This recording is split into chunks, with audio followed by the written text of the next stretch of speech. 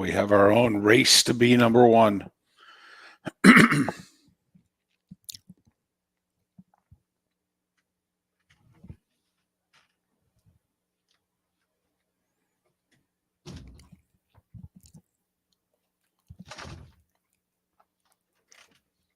That the back door is still broken, so the key card doesn't work at the door I normally go in. Seriously? It's been on and off. There's something wrong with it. It is what it is. I mean, so where do you go in? The side by the bathroom there? Yeah. But there's nothing like walking up and your key card not working. Especially with our history. Right. That's weird because when I was there however many weeks ago, it worked both days. Thank God. Good morning, everybody. Look at baby Jules beating Paul this morning.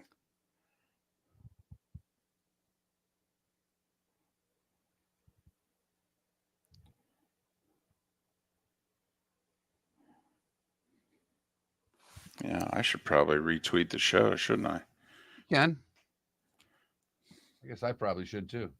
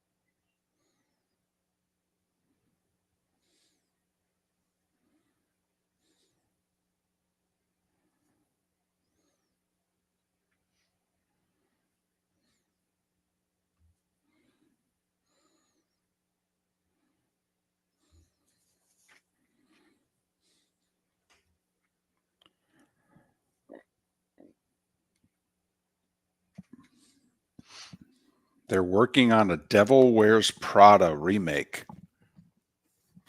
Excellent first movie. And if the cast were to be a part of it again, I mean,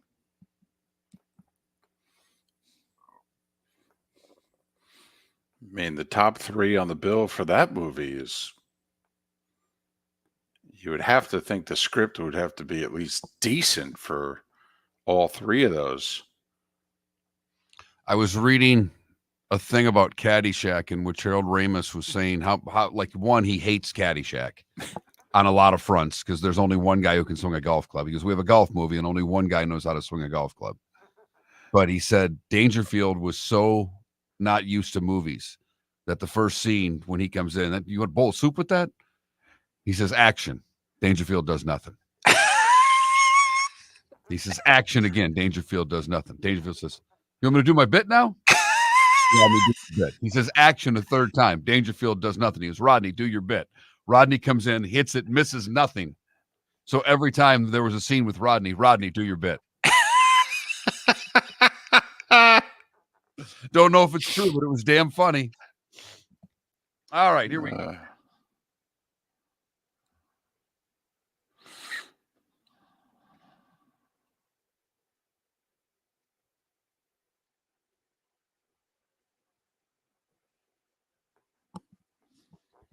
You too, Benny.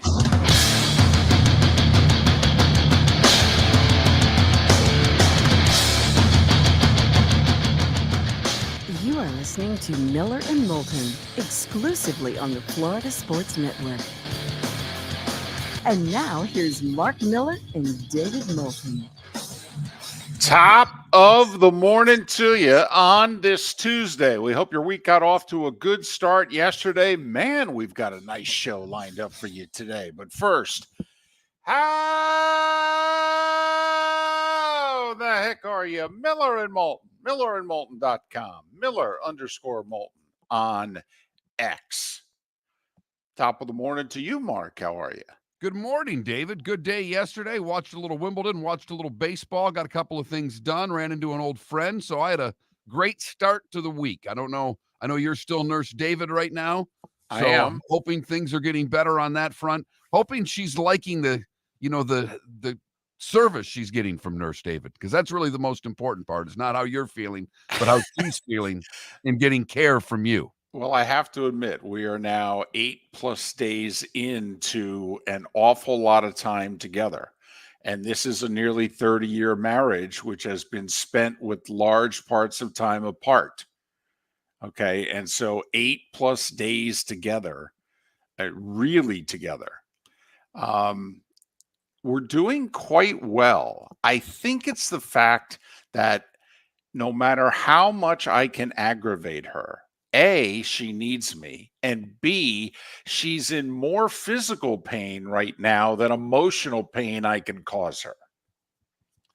Don't know if that's a good thing, but it does keep the bond solidified for at least a couple more days, David. It keeps me in decent standing. Now, my guess is a couple weeks down the road, I will be causing her more emotional distress than she will be in physical distress. That's when things will get rough for me.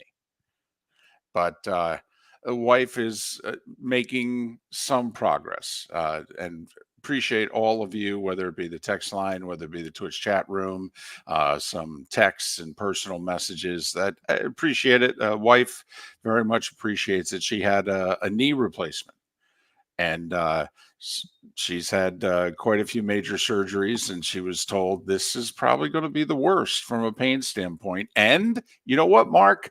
They were right.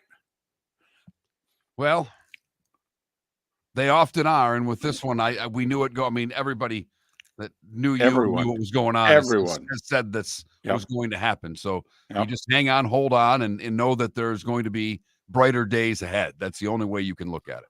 Exactly. Here's the funny thing, though.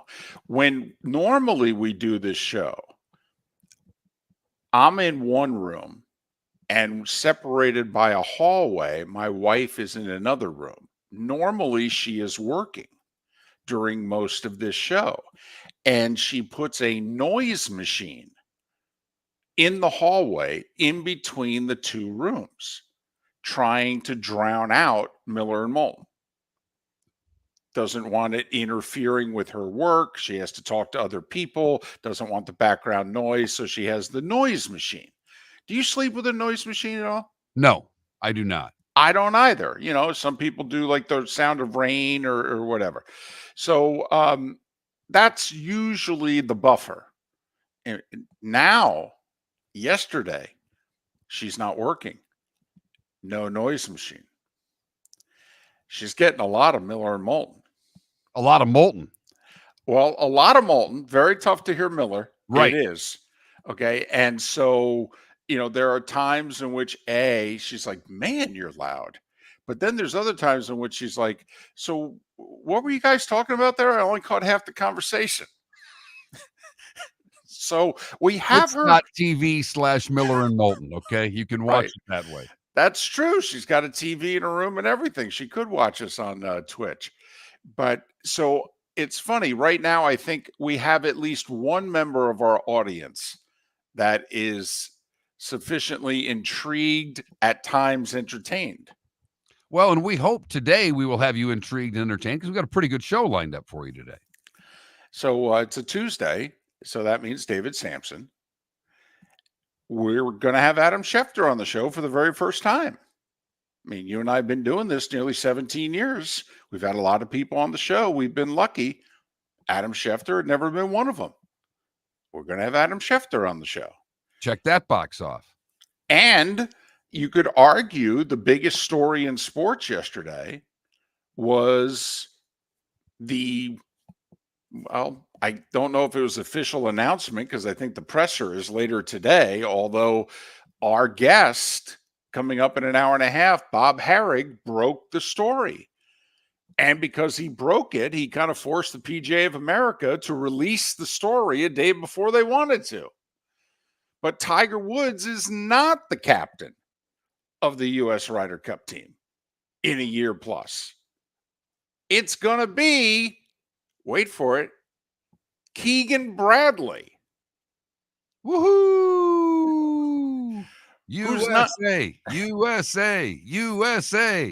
who's not even 40 yet. What, the youngest captain since Palmer was a captain in the 60s? Yep, since Arnie was a player captain when he was, I believe, 33 years old in 63. Correct. So it's very interesting. First off, I mean, I don't know how many people are into this. And for the record, all right, this is, and I'm going to speak on behalf of Mark here for a second, but he will then take the baton and run with it. This is one of the 5 most overrated, overhyped, inconsequential things in sports, according to Mark Miller, the Ryder Cup captain. Go play golf, guys. How about make some birdies today? Hey, do you like him? Then I'll play with you two guys together. You don't like him, then I won't play you two guys together. Tiger and Phil, let's not put you guys together. I don't think that's going to work. Now, I must admit, I'm far more into this than Mark. But I love the Ryder Cup. I was disgusted during the last Ryder Cup at the way that the Americans played. Disgusted. Yes. Now, for the record, Miller and Moulton bet the Europeans every time. We've done so just about the entire time we've done a show together. We root hard for the Americans. We bet the Europeans. That's, hey, sorry, we're into trends. Look it up. And then, yes, I'm very much into the captaincy. I think it makes a difference, but I'm also intrigued by who doesn't get it. Even more so than who gets it. And now it's who doesn't want it. Which seems to be a decent number of people. But I have to admit, what did Freddie Couples do to the PGA of America? Because he's been a President's Cup captain a bunch of times. He was a Ryder Cup stalwart. He's a World Golf Hall of Famer. All right. And they have passed over Freddie Couples his entire career. And Freddie has alluded to how he hasn't kissed the ring. What do we have to do? We gave Davis Love III the job twice. You know, we brought Watson back for a third time. That worked out great. All right. But anyway, they passed over Larry Nelson 25 years ago. That drives me nuts to this day. Crazy. Honestly, there's 2-time PGA champion, World Golf Hall of Famer, served our country in the Navy. It's ridiculous. But I'm somewhat digress.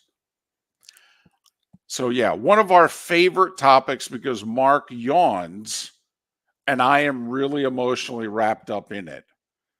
But anyway, the guy who broke the story, Bob Harig, he's going to be on the show in less than an hour and a half. It's the most overrated managerial position in the history of sports.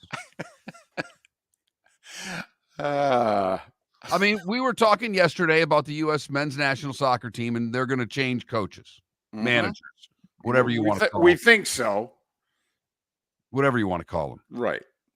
And Tommy Smith thinks that in and of itself changes our men's soccer team. Still calls them barely a top 20 team to begin with. Right. We did ask him. That was our first question. And by the way, MillerandMoulton.com, you ever miss an interview on the show? We had Tommy Smith yesterday. We did not pull any punches. Okay. And we asked him, hey, come on now. This were college football. Where's the USA rank in the top 25 soccer poll? And he said, quote, sneaks into the top 20. Okay. So how much does a new manager help a 19th ranked team? Does it make them a 15th ranked team? I don't know.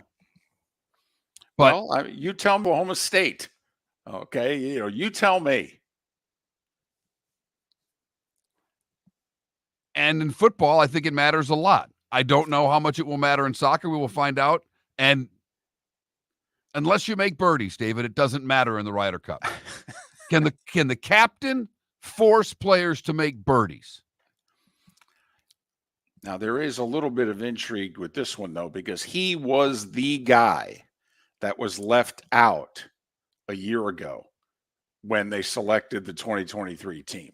I mean, they passed over Keegan Bradley, who had been on 2 previous Ryder Cup teams, who had won twice last season leading up to the selection of the Ryder Cup team, including one of those elite field events. And they still passed him over. And it didn't go well for us in Europe. So now the joke is that the guys that they chose in place of him, like Justin Thomas and Jordan Spieth and what have you, do they have any chance of making the team now that Keegan's doing the selecting? Well, that's the part that's going to be fascinating with more captains picks now and how some of the elite American golfers have had another year for them to make up, but have not had great 2024s. If they continue to have a 25 like they had 24, he's going to have some very interesting decisions with the multitude of captains picks that he gets now. And will he embrace maybe a guy or two on the LIV tour? I mean, the only reason Koepka was on the team was because he automatically qualified. I mean, Zach Johnson wasn't going to pick him. I mean, if he didn't qualify, he wasn't going to pick him.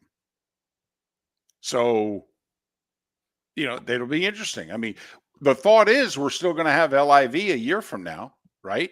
Right. So, I mean, if you're picking a Ryder Cup team right now, could you do it and not have Bryson DeChambeau on the team? I couldn't. He's on my team. So it'll Every be time, interesting. David. Right. It'll be interesting to see. And for that matter, how about Captain America? I know you hate him, but how about a little Patrick Reed? Let's just slow down and pump the brakes a little bit. I'll take a Bryson. You can keep your Patrick. All right. Okay. So we got a good show lined up. Miller and Moulton. Thanks so much for being with us. Got millerandmoulton.com, and then you got that whole Miller_Moulton on X thing. Mark Miller for Molly Maid. Why Molly Maid, you ask? Trust. Moulton was a customer for 15 years.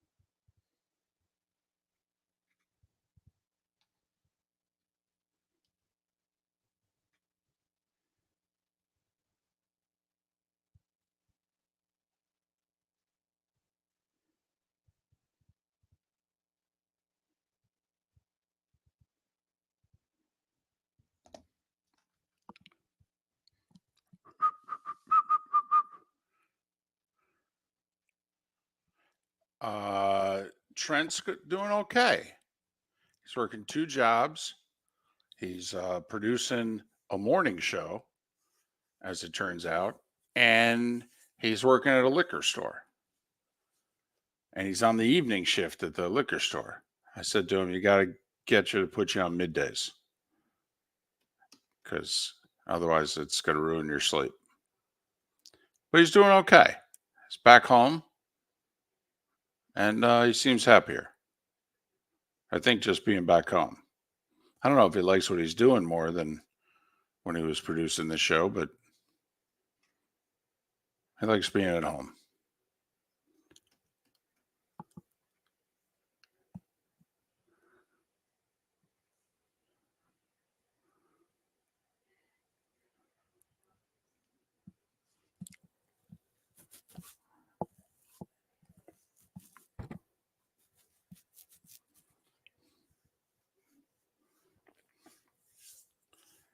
Well, and that's just the money, Feeney, that was dispersed by the league. That doesn't count the money that just goes to the individual teams directly.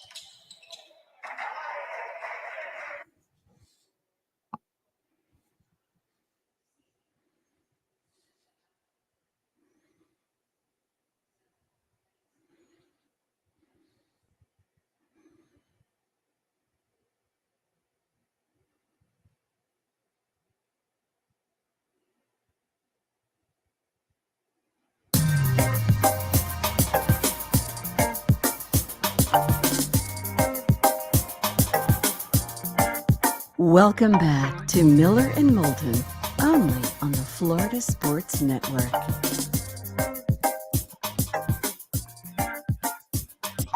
21 minutes past the hour. Thanks so much for being with us, Miller and Moulton, millerandmoulton.com, Miller_Moulton on X. The starting five coming up in a little more than 15 minutes time. You and I try not to buy the hype and feed the hype.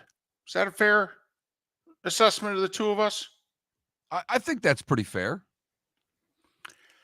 But one of the stories yesterday, and granted, slower time of the year, so something like this is going to probably get a little more noise than it otherwise would. But just let's try, all of us, if we can. And I know it's early, but let's try if we can. Think back. You're 17. You're really good at basketball, though. No, I mean really good at basketball. But you're 17. And all of a sudden you're out in Vegas. And I mean, you're a month removed from high school graduation and your prom. And you're on the floor with LeBron and Curry and I mean a load of future Hall of Famers. I mean, our U.S. men's basketball team this year, Mark, is going to be damn near as loaded as the original Dream Team. I mean, I'm not saying it's good, but I mean, we're going to have like 8 Hall of Famers on the team that we're sending to Paris. 100% correct. And the 17-year-old kid from Maine apparently was taking it to him at times. And his first moment on the floor, once again, we're in the shoes of the 17-year-old kid. And the first time you're sent on the floor, because it's Team USA practicing against what they're calling a USA select team. And Cooper Flagg is on the select team. And this is a lot like, remember the infamous practice for the Dream Team? Absolutely. That was the first thing I thought of when I saw it yesterday, David. That, you know, they brought in the college all-stars and what have you. And apparently, one practice, the all-stars took it to him. And took it to him well. And told him about it at the end of it, too. And so they like broke for lunch and came back, and Michael and Magic beat him by like 40 in the afternoon. But in the morning, the kids took it to him. So imagine if you're Cooper Flagg, Flagg, 17 years old. You don't turn 18 till right before Christmas. Also. Right. In December. Yeah, late December, too. Right. Mm-hmm. And the first time you're on the floor, you look up and you're guarding LeBron. And I do think you spelling this out like this is a good thing, because next year, where's he going to play, David? Duke. And everybody's going to hate him.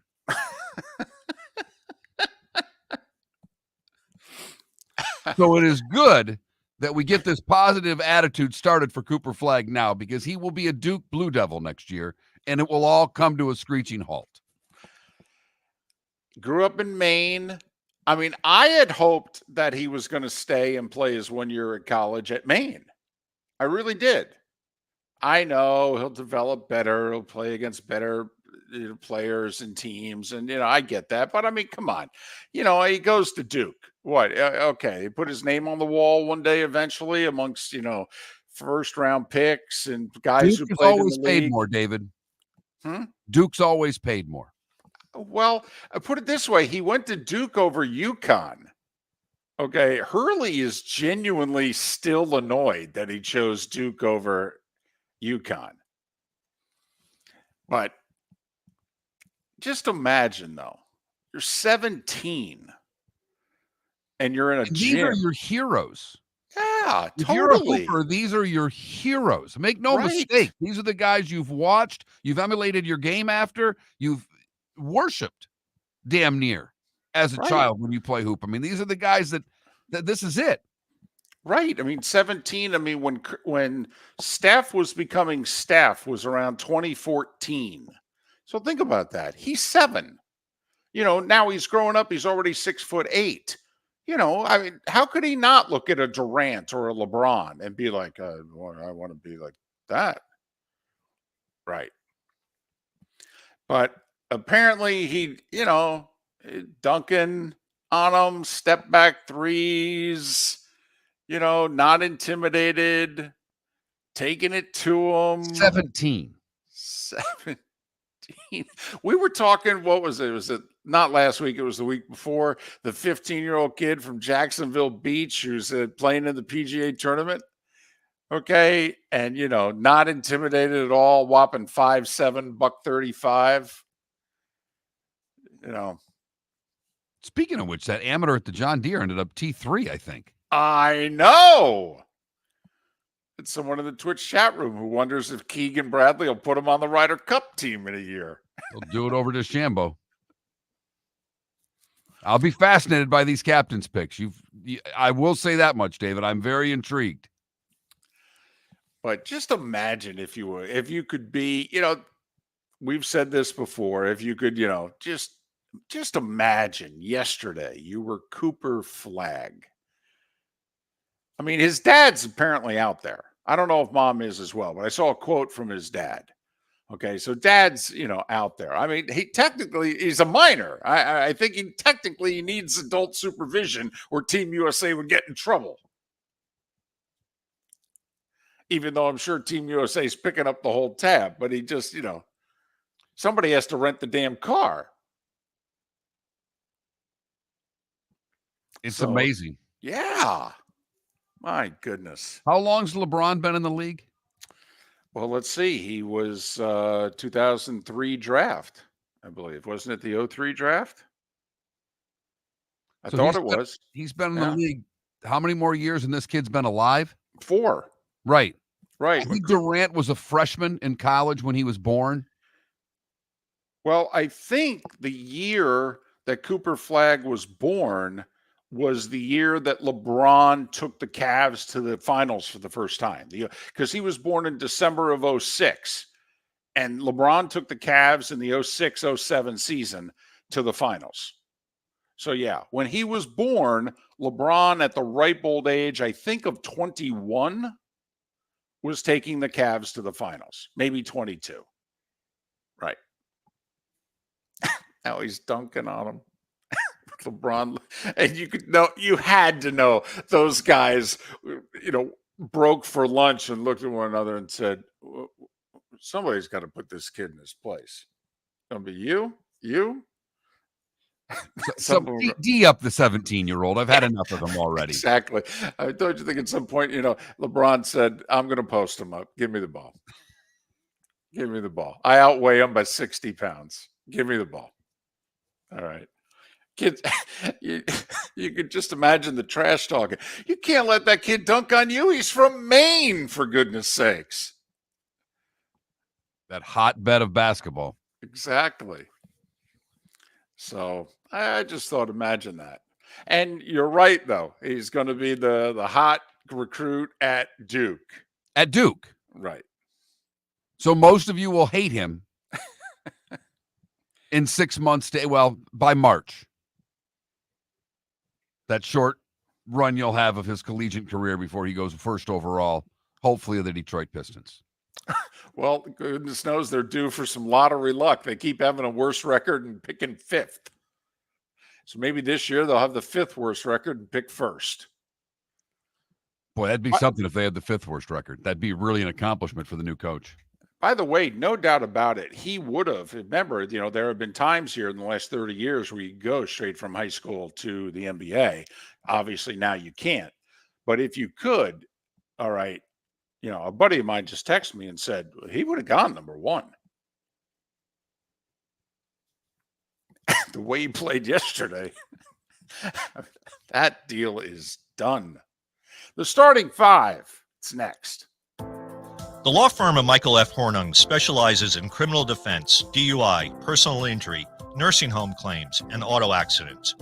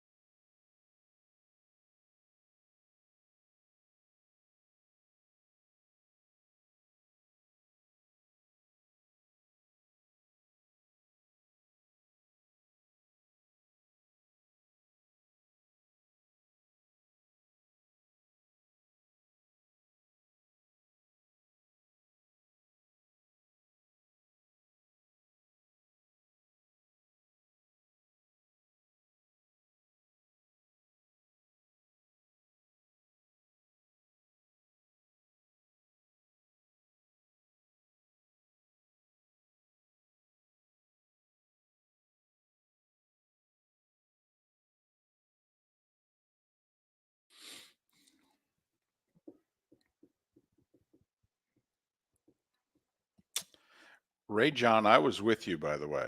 I wanted him to stay and have Maine win the, what's it, America East and go to their first ever tournament.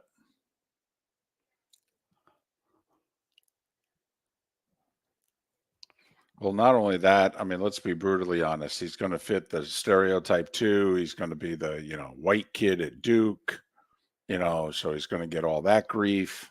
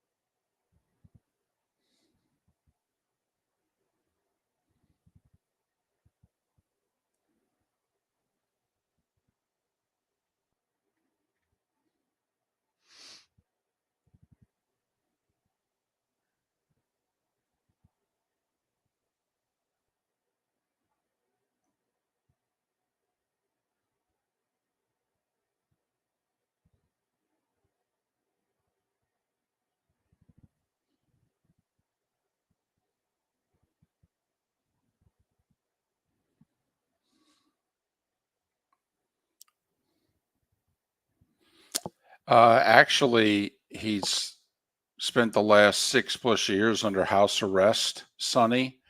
And so the prison sentence that he got, they feel it's already time served. So I don't think he's going away for a day. I think it was just a headline. If you read the story, that's how I read it. He has spent the last 6.5 years under house arrest. So he got sentenced to what he's already served. Read the story. That's how I read it. I might have read it wrong. But yeah, the headline, and that's all anybody reported was the headline.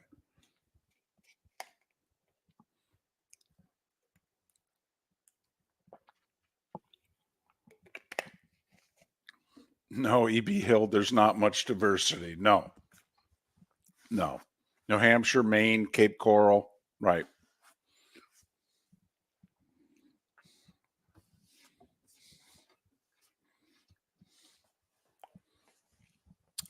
He stole money. Here we go. As a politician.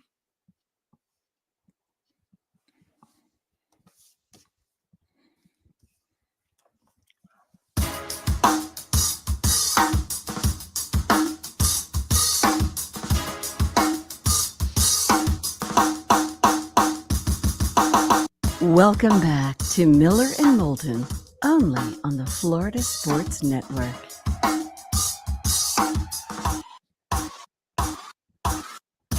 22 minutes till the top of the hour when David Samson will join us on this Tuesday. Bob Harig will join us 1 hour from now. And Adam Schefter will join us for the first time 2 hours from now here on Miller and Moulton. Right now it is time for The Starting Five. 5 stories you need to know. It's the Starting Five on Miller and Moulton. Here's number 1. You know, we thought yesterday it was just a long layoff, and that's why, she wasn't ready to go, but I don't know. We may have to go to the bullpen. She's got a frog in her throat. There's no doubt. There's no doubt. We'll start with golf. How about that? Tiger Woods turned down the Ryder Cup captaincy. He did so because he said, quite frankly, yeah, I'm spending too much time trying to negotiate this deal with LIV. The PGA of America laid out all the stuff I'm going to have to commit to doing as captain. And he's like, yeah, I don't think I'm going to have the time. Okay. Whatever. He's not interested. I'm not buying that for a second. So, not like he's playing golf. Well, no, but of course he wants to play more, Mark. That's the story. He wants to play more. But the PGA of America then turned to another old guy. Tiger is nearly 50. So, they figured they'd go old. And they went with 38-year-old Keegan Bradley, who's still like a top 50 player in the world? I mean, this is unusual.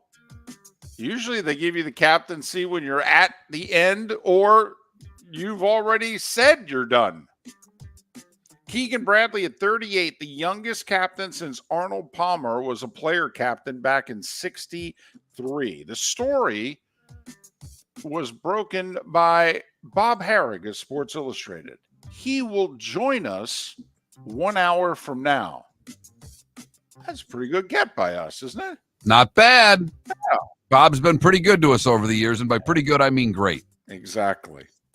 So Tiger turning it down and the PGA of America turning to Keegan Bradley. Let's be honest.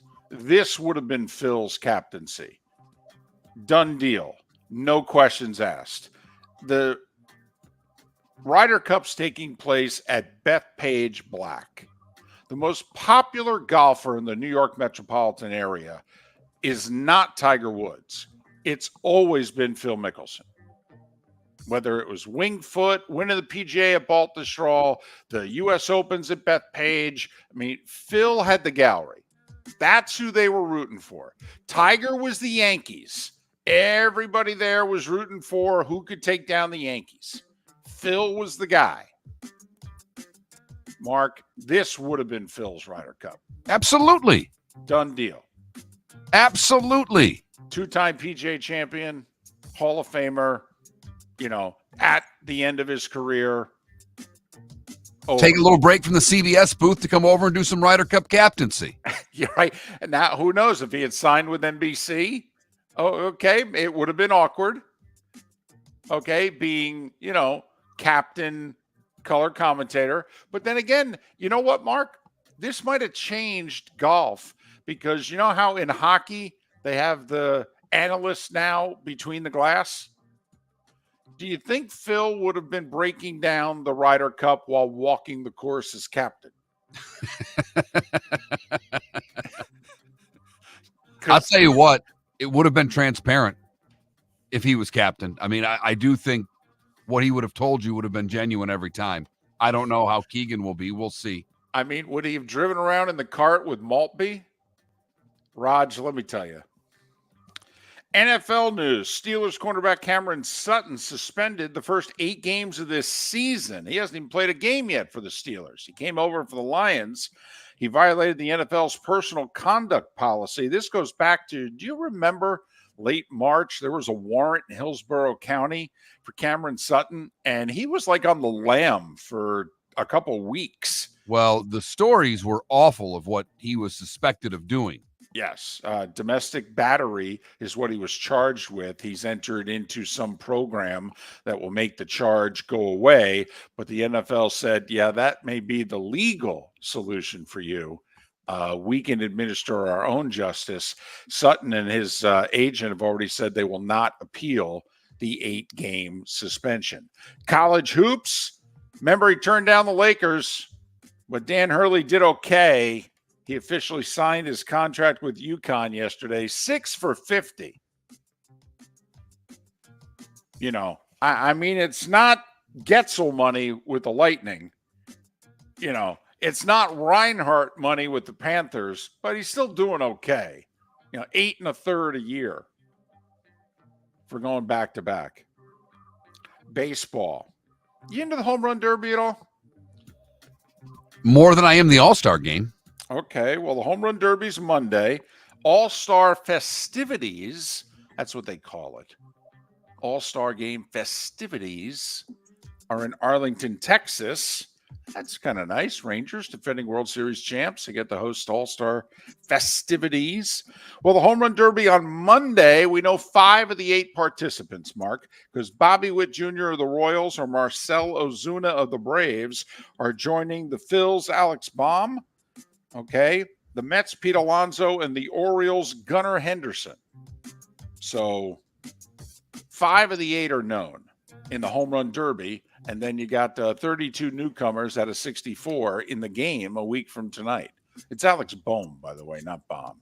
I don't know why I mispronounced it, but I did. So there you have it.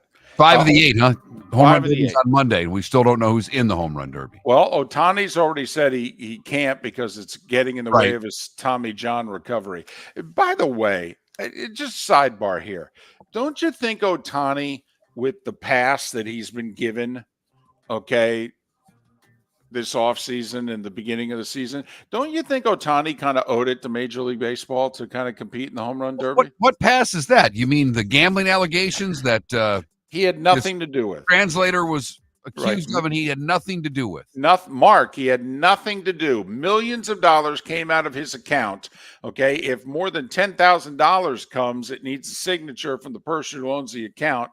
Okay. Apparently, there's no one, including Warren Buffett, who could have transferred this much money from one person to another without him knowing about it. Ohtani knew nothing about his gambling debts. Nothing.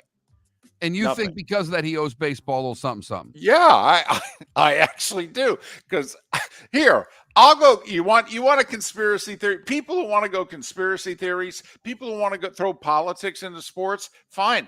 I'll combine the two. I think Major League Baseball and I think the current administration got together, okay, with the legal forces. Hell, I think it was the And the Japanese prime minister Prime that was Minister over of at the Japan time? while Yes. it met with Biden in San Francisco, and he said, we can't have our national hero. Just take care of this, Joe.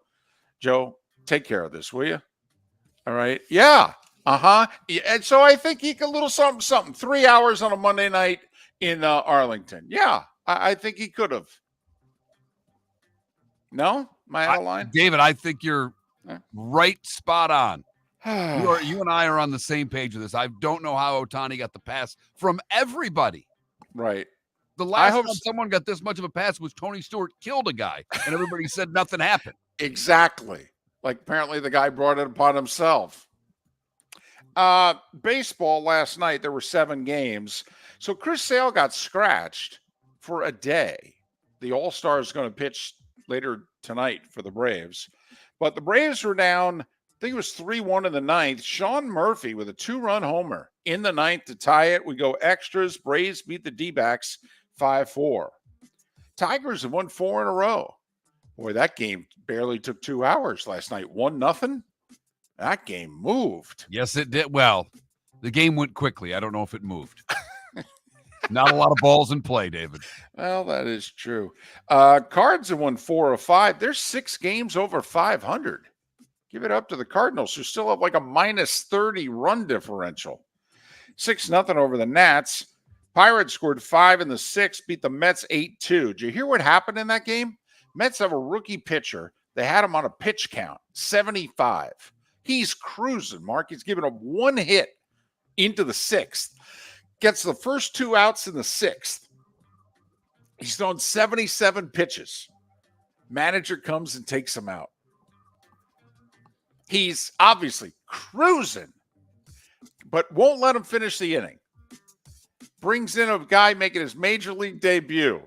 All right. He gives up 3 straight hits. The other guy comes in, gives up a homer, 5 runs. All because they wouldn't let this rookie pitcher finish the inning. Did I say he gave up 1 hit in 5 2/3? 75 pitches, David. That's it. Got to save Protect him. that arm.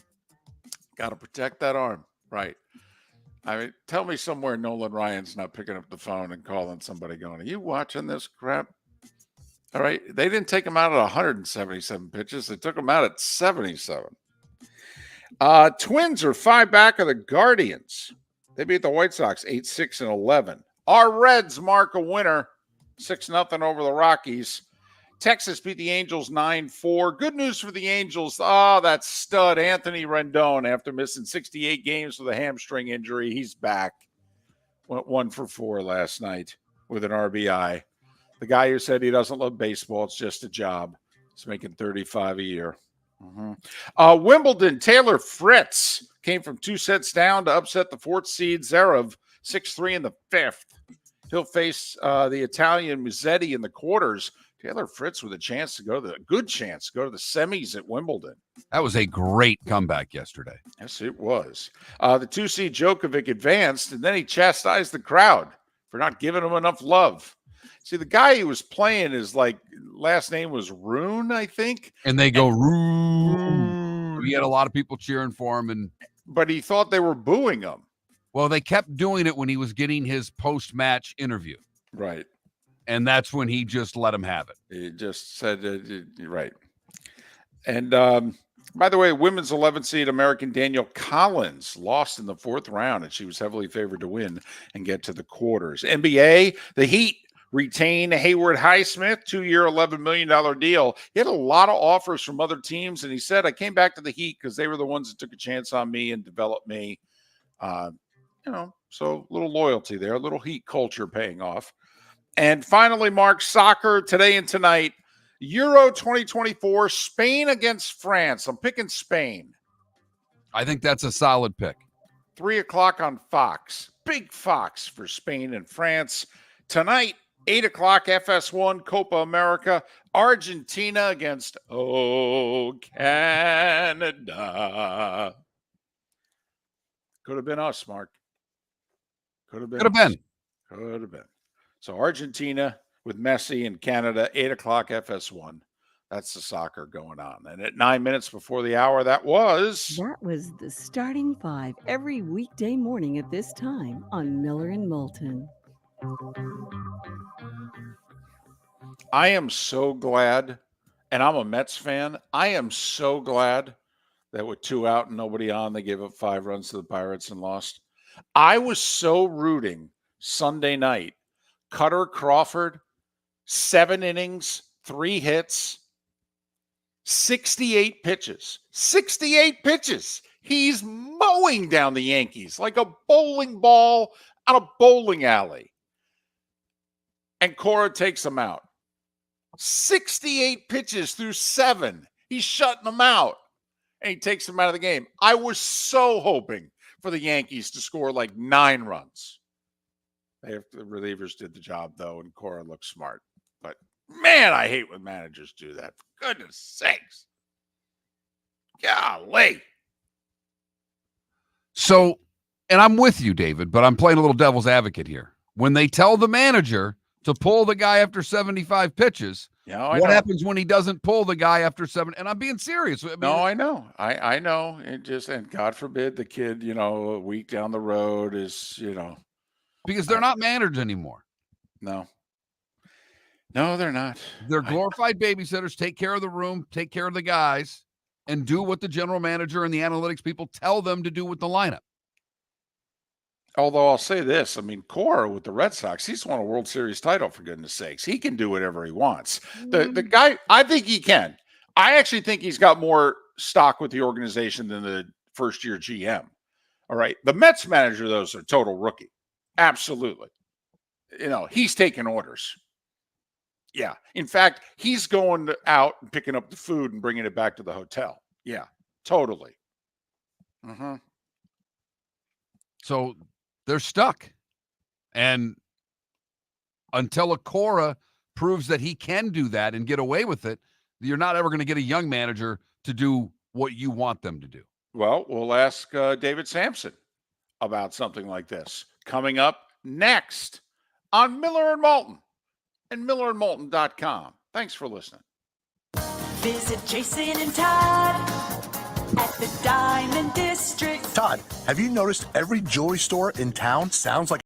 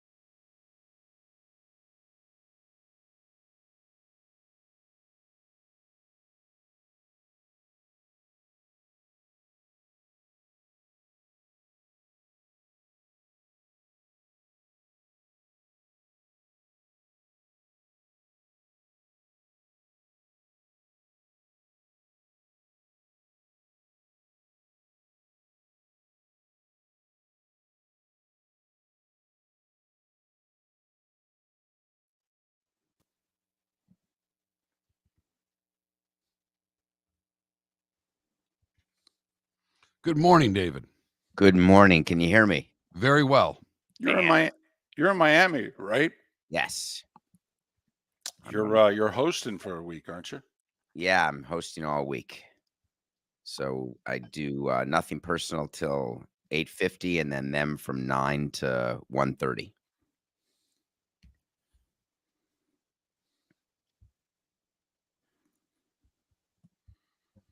How are you guys doing?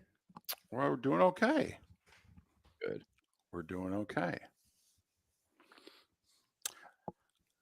DC in our Twitch chat room says your Chicago show was good. Oh, thank you. Appreciate that. And It's you've fun. resched- It's fun to be live. So my mom asked me last night, why are you live? She said to me, Can you ask him why is he doing these live shows? Does he need the money? Okay. Does he need the praise? Why is he doing it? And I said, okay, Mom, I'll ask. The money, the praise, the ego, and above that, bringing the show to people is so much fun. Meeting people and taking pictures and doing meet and greets, and why would anyone go on tour? Life on the road. I mean, listen. Wait, ask your mom the following question: what is the downside of going on tour? Miller and Moulton don't see it. I told her it was, Mom, when you're in this thing, everybody's working on their brand. I go, your chance to get out, reach your audience, expand your brand. I go, I'm thinking that's true. why he's doing it. It's true. Going to St. Louis on the 22nd and then working on the next leg. And by the way, you know what? I think the Cardinals are cutting into your material. When you were going to do that show, they were like struggling to get to 500. Now, hell, they may be challenging for first by the time you do this show. I've changed a few of the subjects. Gotta say, they're cutting into your material there. That's funny and true.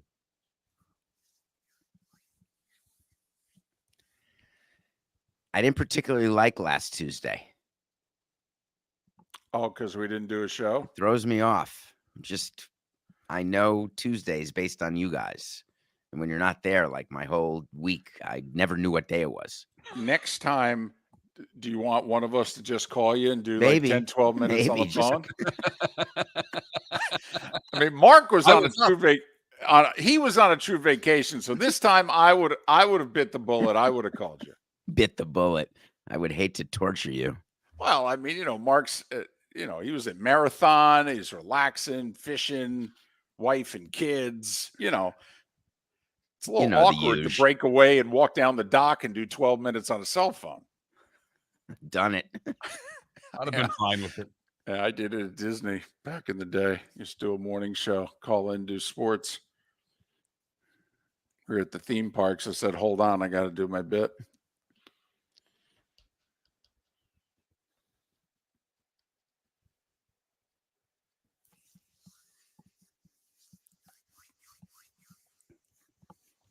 Did you do anything for the holiday?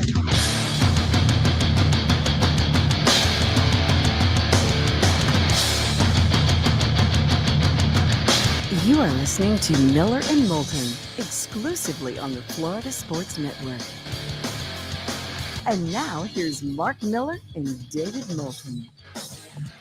Top of the morning to you. How the heck are you? It's a Tuesday. It's a 7 o'clock hour in the East, and that means David Samson. He have nothing personal with David Samson, which he records live 1 hour from now every weekday. And it is posted where you can get your favorite podcast. He's also in Miami this week, back in his old stomping grounds, because he's hosting the Dan Le Batard Show for 4 hours a day. David, how the heck are you? I am doing great. Missed you guys last week. It's good to be back. You can follow David on X at David the letter P Samson, David P Samson. All right, the All-Star break's coming up, and I was just curious. We were talking. They've got 5 guys for the Home Run Derby. The Home Run Derby's Monday. Is there pressure coming from the league to get players to participate? Is there pressure coming from the front office to get guys to participate? This is a big deal. I prefer the Home Run Derby to the All-Star game for me personally. But when I don't know who's in it, I'll still watch. But this seems to be a thing right now, David. It's a yearly struggle that MLB has getting players to participate. And in the last CBA, they upped the ante. So the prize money is much bigger. It's significant. And the problem is that it's gotten this weird reputation. And the reputation is that the players believe it mucks up their swing, leads to slumps, which means the front office now believes that it mucks up their swings and leads to slumps. So front offices aren't encouraging their players to do it. Player agents aren't encouraging their players to do it because while it's fun, it's fleeting.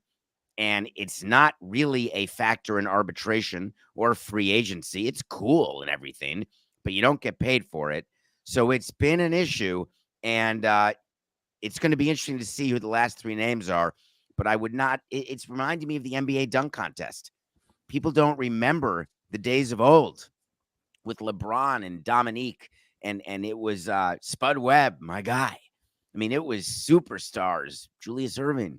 Now they have a hard time getting people, so it's tough.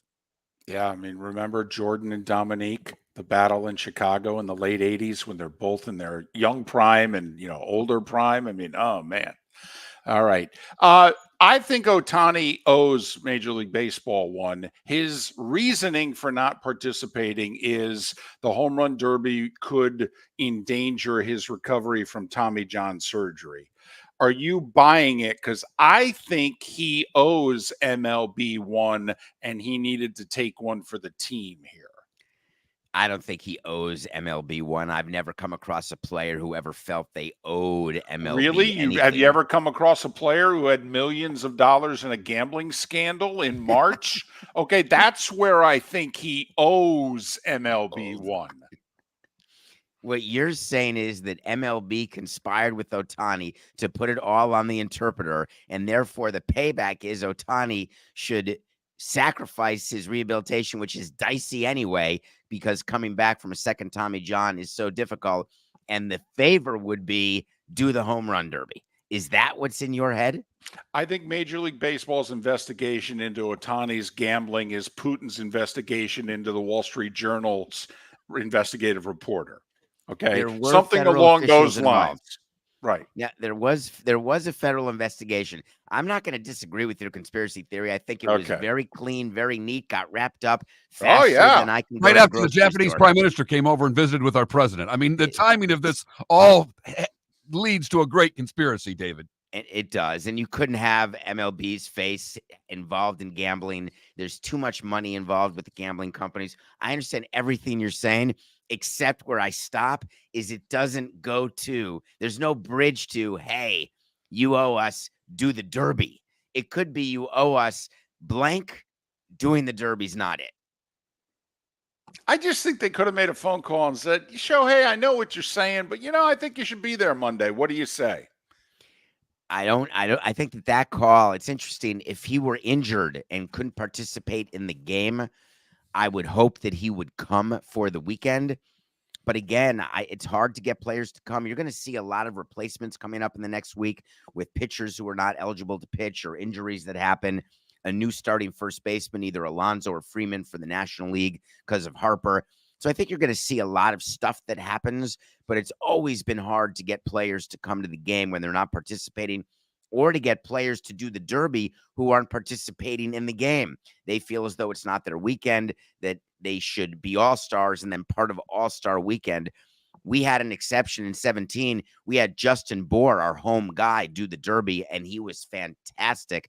But that all-star game was in our Marlins Park. Are all of the executives at the All-Star game, are there deals getting done at this All-Star game? I mean, we're coming up on the trade deadline, or is this just a celebration and no real baseball dealings are done? It's funny you asked that. It used to be that we would always send a contingent of people to the All-Star game to do business. And the reason we did is there was no communication other than calls, the beginning of email, but no FaceTiming. And there was no really way to communicate. So you had the GM meetings, the winter meetings, the All-Star game, and the World Series where all teams would send people in order to start making deals. Now it's 365 days, literally, because everyone's in touch via text, where the new GMs say they spoke. I always used to tell my GM, don't tell me you texted someone. I want to know, did you speak? Like, was there a voice to voice? Because they interchange voice and speaking and texting. That drives me crazy. Nothing personal with David Samson. He records it 8 a.m. Eastern weekday mornings. It's available where you find your podcast. He's also hosting the Dan Le Batard Show all week, beginning at 9 a.m. Eastern for 4 hours. So a lot of talking, particularly on this Tuesday, for David Samson. Okay, you play David Samson.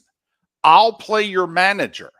You tell me the rookie pitcher has to come out at 75 pitches. But he's got a one-hitter, 2 outs into the sixth at 77 pitches, and I decide, you know what? I'm going to let him finish the inning. It'll be 3, 4, 5 more pitches. And so when the outing's over and he throws 6 one-hit innings, but he throws 81 pitches instead of the 75 that you instructed me to take him out at, are you yelling at me?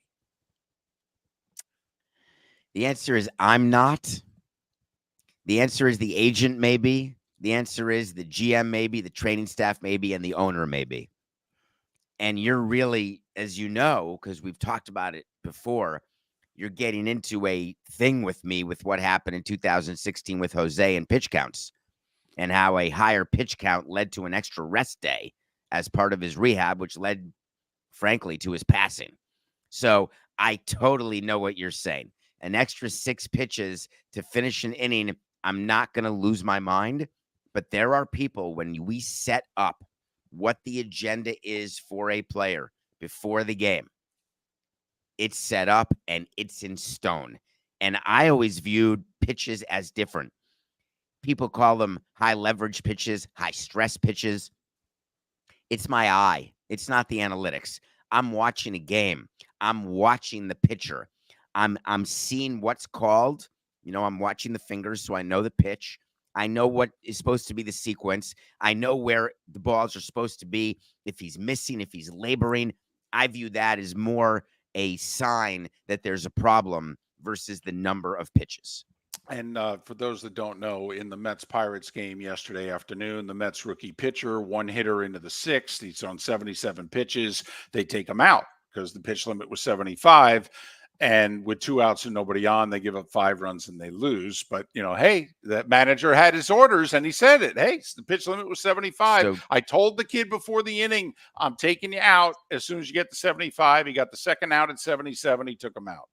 So just to be clear, people got all over Carlos Mendoza for that. That is not the manager's call. That is predetermined before the game by the president of baseball operations, the owners involved, the president. Everybody knows the plan. The owner doesn't call down there after that game and say, I want to fire you. He knew exactly what was going to happen. Baseball's a crazy sport. They got 5 runs with 2 outs, no one on. You just tip your cap and you live to fight another day. Is there any manager right now that has the gravitas to not take the orders? They're going to tell you that some of the veterans would, but they don't. Aaron Boone does not. I can't think of one manager. Tony La Russa. Boch could in Texas. You say that, except he buys into the plan with Chris Young before the game starts. He doesn't come back to Chris and say, hey, I had a different thought during the game. You go through it all before the game. You go through the scenarios. Do things come up during a baseball game that cannot be rehearsed? Not as often as you think, believe it or not.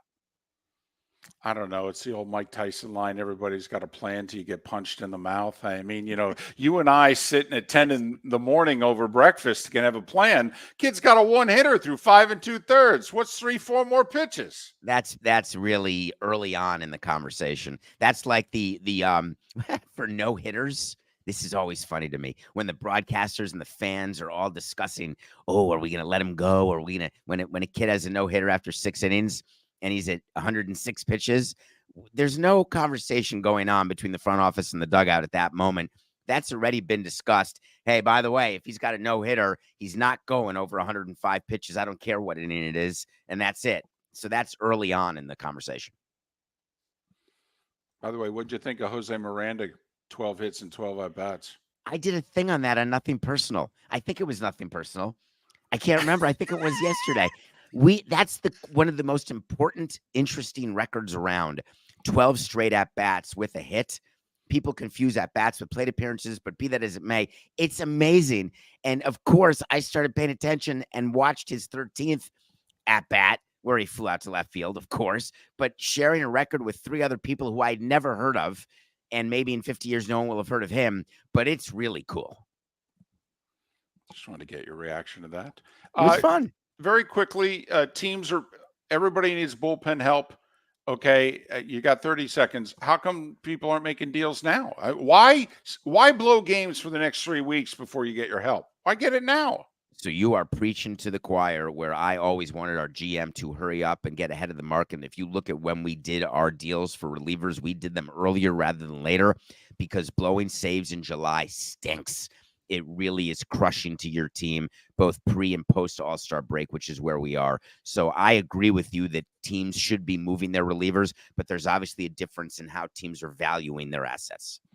He's David Samson. Nothing personal with David Samson. He'll record it in 47 minutes, and then he's hosting the Dan Le Batard Show for the entire week. Follow David on X at David, the letter P. Samson, David P. Samson. Good seeing you, buddy. Stay well. Have a great week in Miami. Welcome back. See you later. David Samson on Miller and Moulton. Hello, friends and family of Southwest Florida. Are you looking to tap into the electric vehicle market? Well, look no further because we here at Southwest Florida Golf Carts have just what you need. E-bike.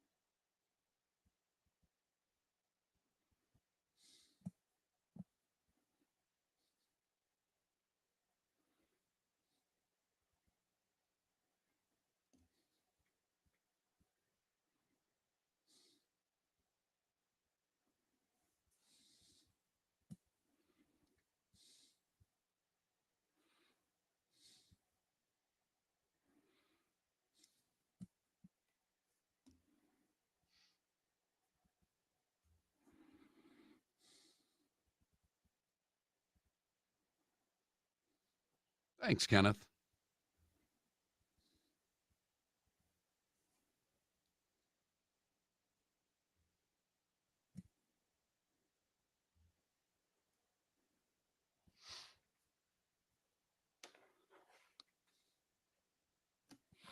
Oh, those are kind words, Kenneth. Thanks for listening. We're watching.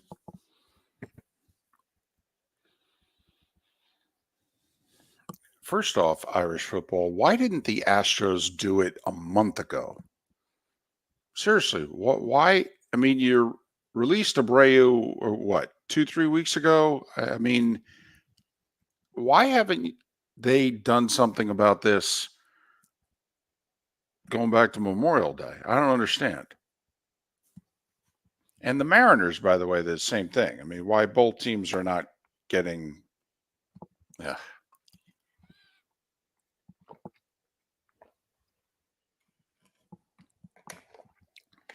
I mean, you really don't think the Rays and Marlins would trade their guys right now? I mean, yeah, the Rays and Marlins are going to want to win the deals, but hey.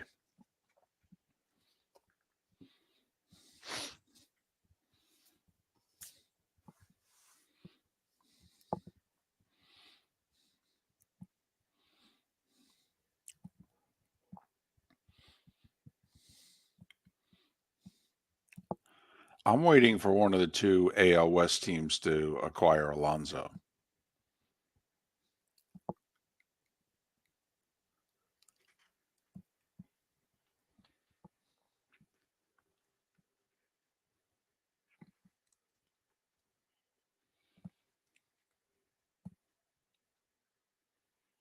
No, ambient, first time to have Schefter. First time to have Schefter on.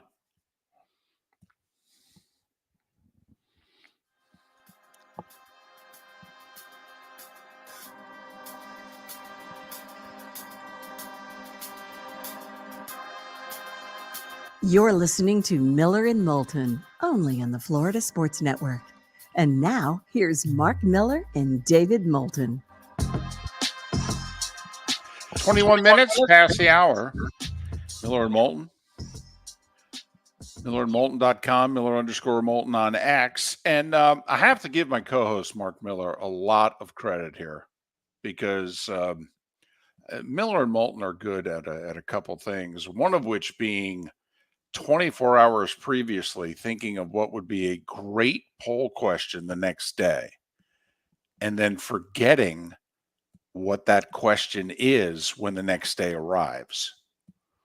And fortunately, because I forgot, Mark Miller remembered. So we have a poll question. And I screwed up and posted it on my own Twitter handle, which is not that big of a deal because most of you who follow the Miller and Moulton account follow both David and I individually. For whatever reasons, we're not really sure. Right. But the poll question, we had one of those sidebars yesterday in which somehow, some way, the topic of, and we really should ask this to David Samson, the topic of, do you recline your seat on an airplane? Well, I think it started in The Good, the Bad, and the Ugly. It was late in the show because there was the story there out of Rainier Air where there was a brawl that took place at 30,000 feet, and they had to return the plane to the airport. Right. And it was not over someone reclining their seat, but I simply asked David, who flies a lot more than I do now, do you recline your seat? And I said, I don't always, probably less than half the time, but I think you're allowed to recline the seat. This unwritten rule that has come about on airlines where, oh, look at this blankety blank. He reclined his damn seat in my lap. Well, the seat reclines. Yours does too, by the way. I mean, it comes with the seat. What's the problem? Besides, you've still got room to do what you need to do there. Now, the only part that I do think if there's decorum to it, I do think you need to do it before the food and beverages arrive. Because if all of a sudden somebody gets set up with drinks and stuff, and then you recline the seat, now we could have an international incident. Charlie posted or replied to me on X and said, absolutely, I paid for the seat. Said seat reclines. I'm going to recline it. I fully expect the person in front of me to recline their seat for the same reason. Now, I understand if we all recline it, those of you in the last row, or the exit rows where it doesn't recline. Right. It's a bad seat. But then again, in the exit rows, you've got more room. Right. So they can recline their seat. It doesn't matter. They're so far away.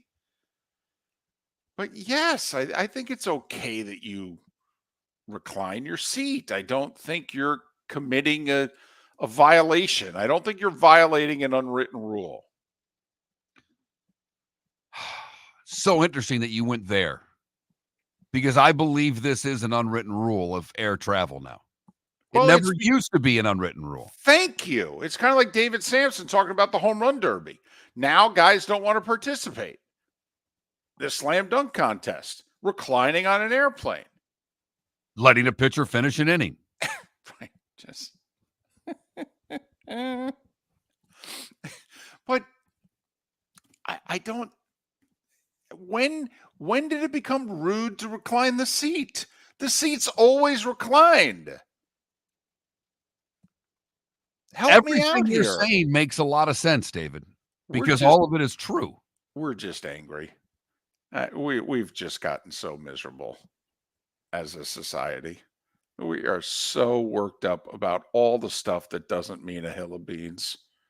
Man, are we angry. It's because the stuff that means a hill of beans we can't do a damn thing about, David. Well, we've certainly come to that conclusion. We're like, listen, we're really on the big stuff, so we are going to get downright angry about the inconsequential stuff. That's right. Man, you reclined your seat. Yeah. In fact, I could recline it more. I only did it halfway. Early voting very split, by the way, on the reclining seat issue. Could somebody who believes that you're not allowed to recline the seat, could you tell us why? David, you have a very simple philosophy now when driving your car when it comes to road rage.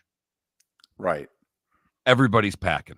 That's what I believe. So you don't beep your horn. You don't Nope. flip anybody off anymore. Nope. You just 10 and 2, Yep. point A to point B without an incident. Nope. Lady rear-ended me a few years ago. I asked if she was okay. Yep. Nope. Everything's fine. Somebody get back in the car and get out of here before something happens.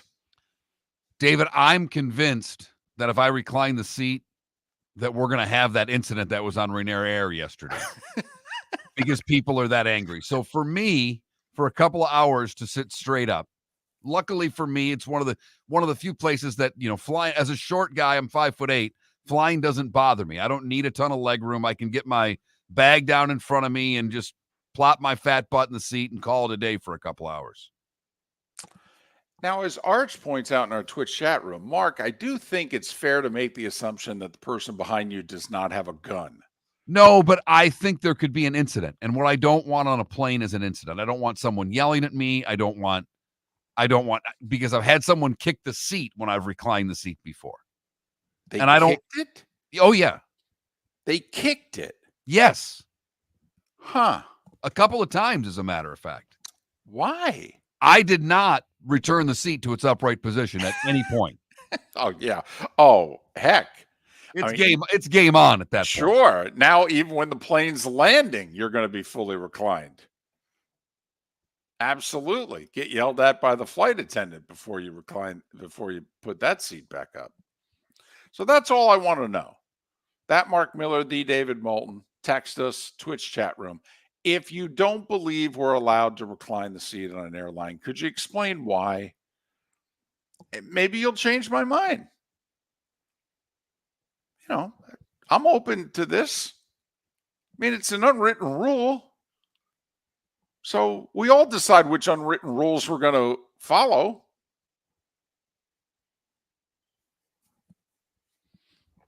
I mean, just help me out. That's all. Just don't want to take one high and tight, David. That's all I'm worried about. I understand. All right. Now, should they, in making new planes, should they even give the seat an option of being able to recline? Wouldn't that be a better question?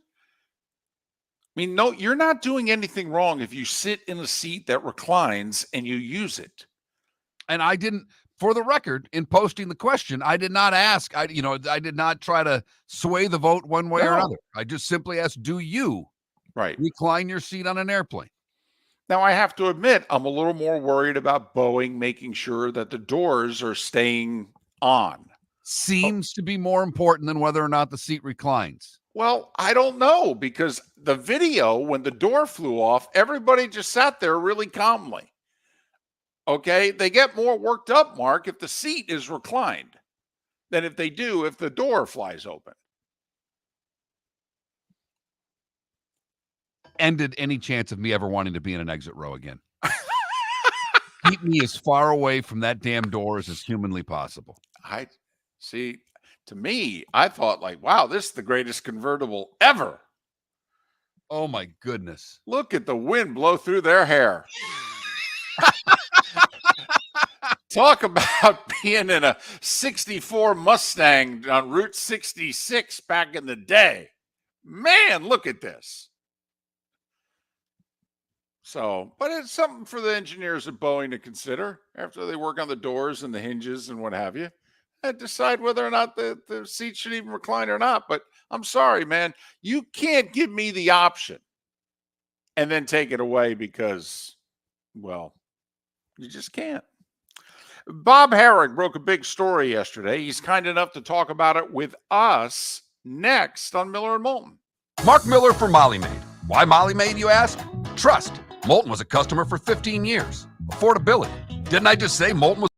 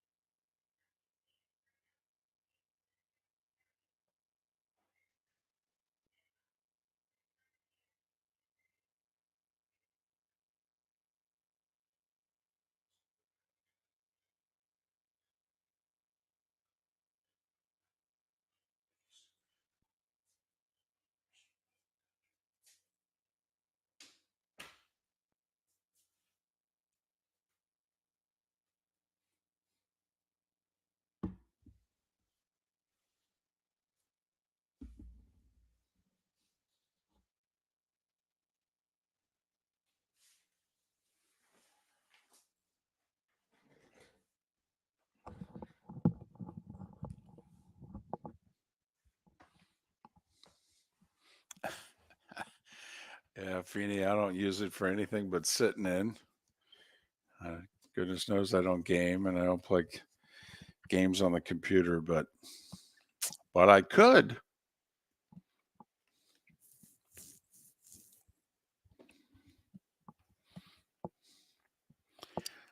A 600-mile-an-hour death trap of motion sickness.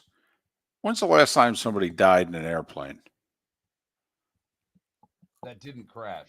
Yeah, far and away I think more people die in the United States flying because of heart attacks than crashes, at least amongst the major airlines. I mean, those small planes that, private pilots and all.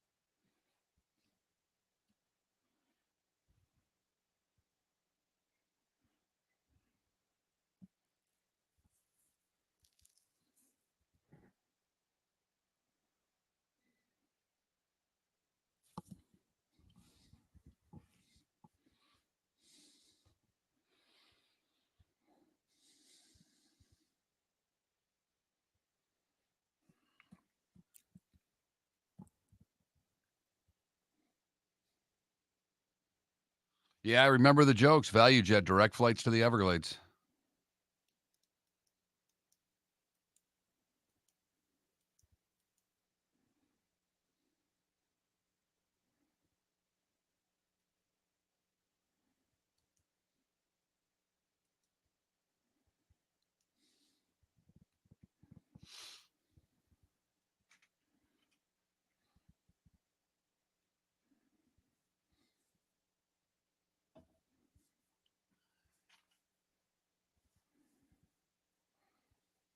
Ah, the Uber of the air, Spirit Airlines, Adam.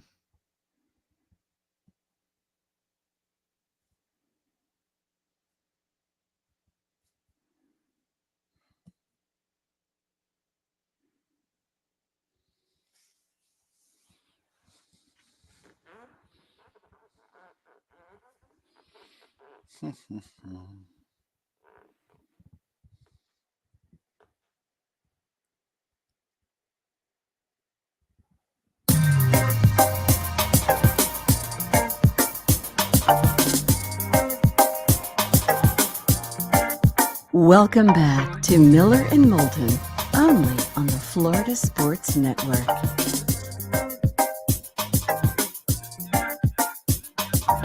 22 minutes before the hour. Thanks so much for being with us. Miller and Moulton, millerandmoulton.com, Miller_Moulton on X. The magic numbers, by the way, and we've even added a number, 23.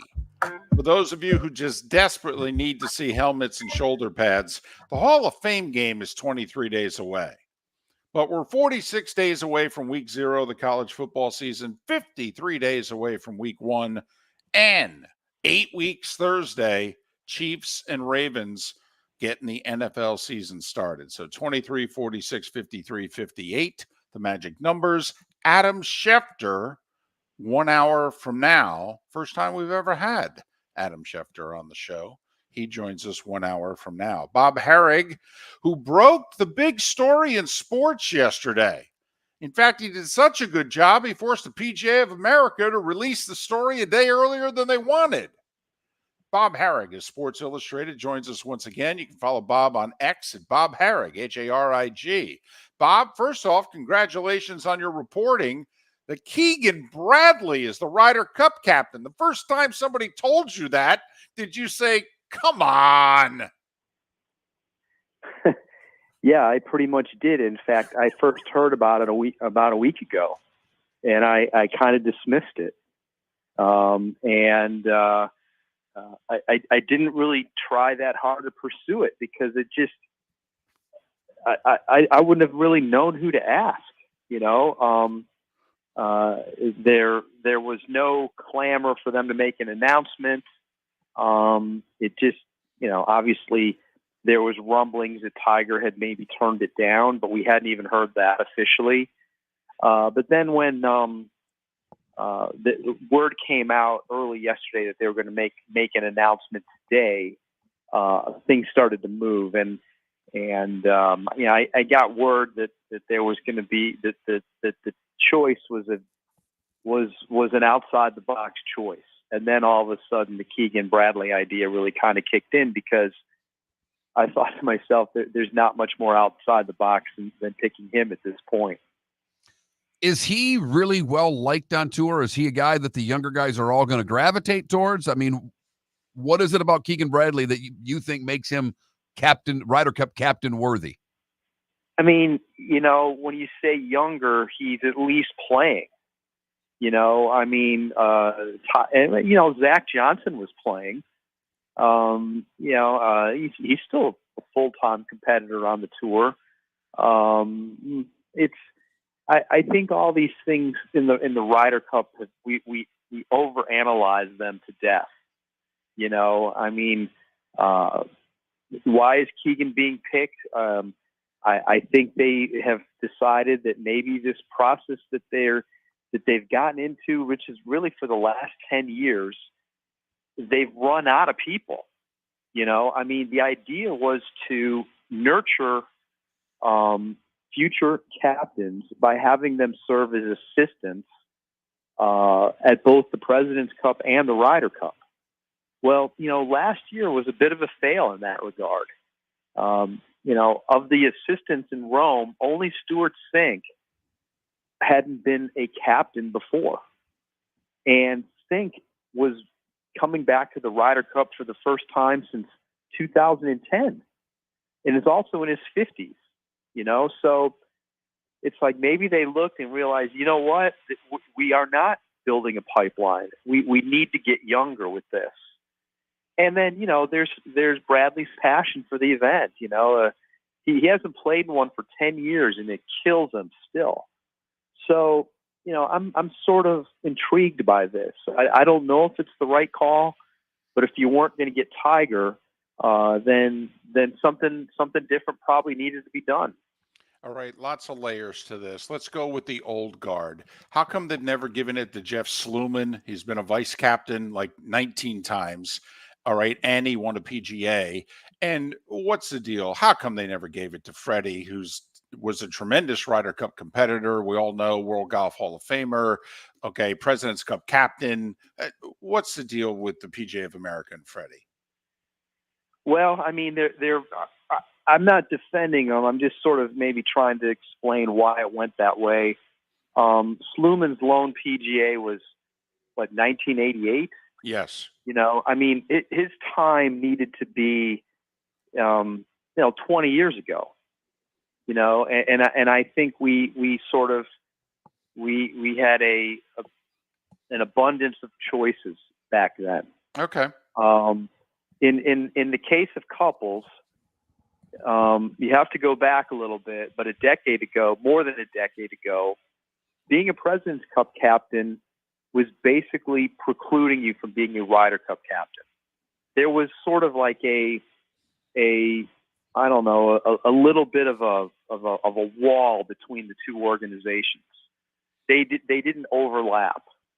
If you did one, you weren't going to do the other, or at least you weren't going to do the other until you were the Ryder Cup captain first. Which happened in a lot of cases, like with Nicklaus and people who became President's Cup captains later. So Freddie did it 3 times, and it was viewed as, the Ryder Cup's done for him. As part of this new thing, they kind of came into play after Phil let Tom Watson have it at Glen Eagles. They melded together. They wanted the President's Cup and Ryder Cup captaincies to sort of be equal and use them. It's basically the same type of competition. They wanted to use the experience at both to help, and I think we saw that. Stricker was the President's Cup captain and then a Ryder Cup captain. Tiger was a President's Cup captain and is obviously could be a Ryder Cup captain if he wants it.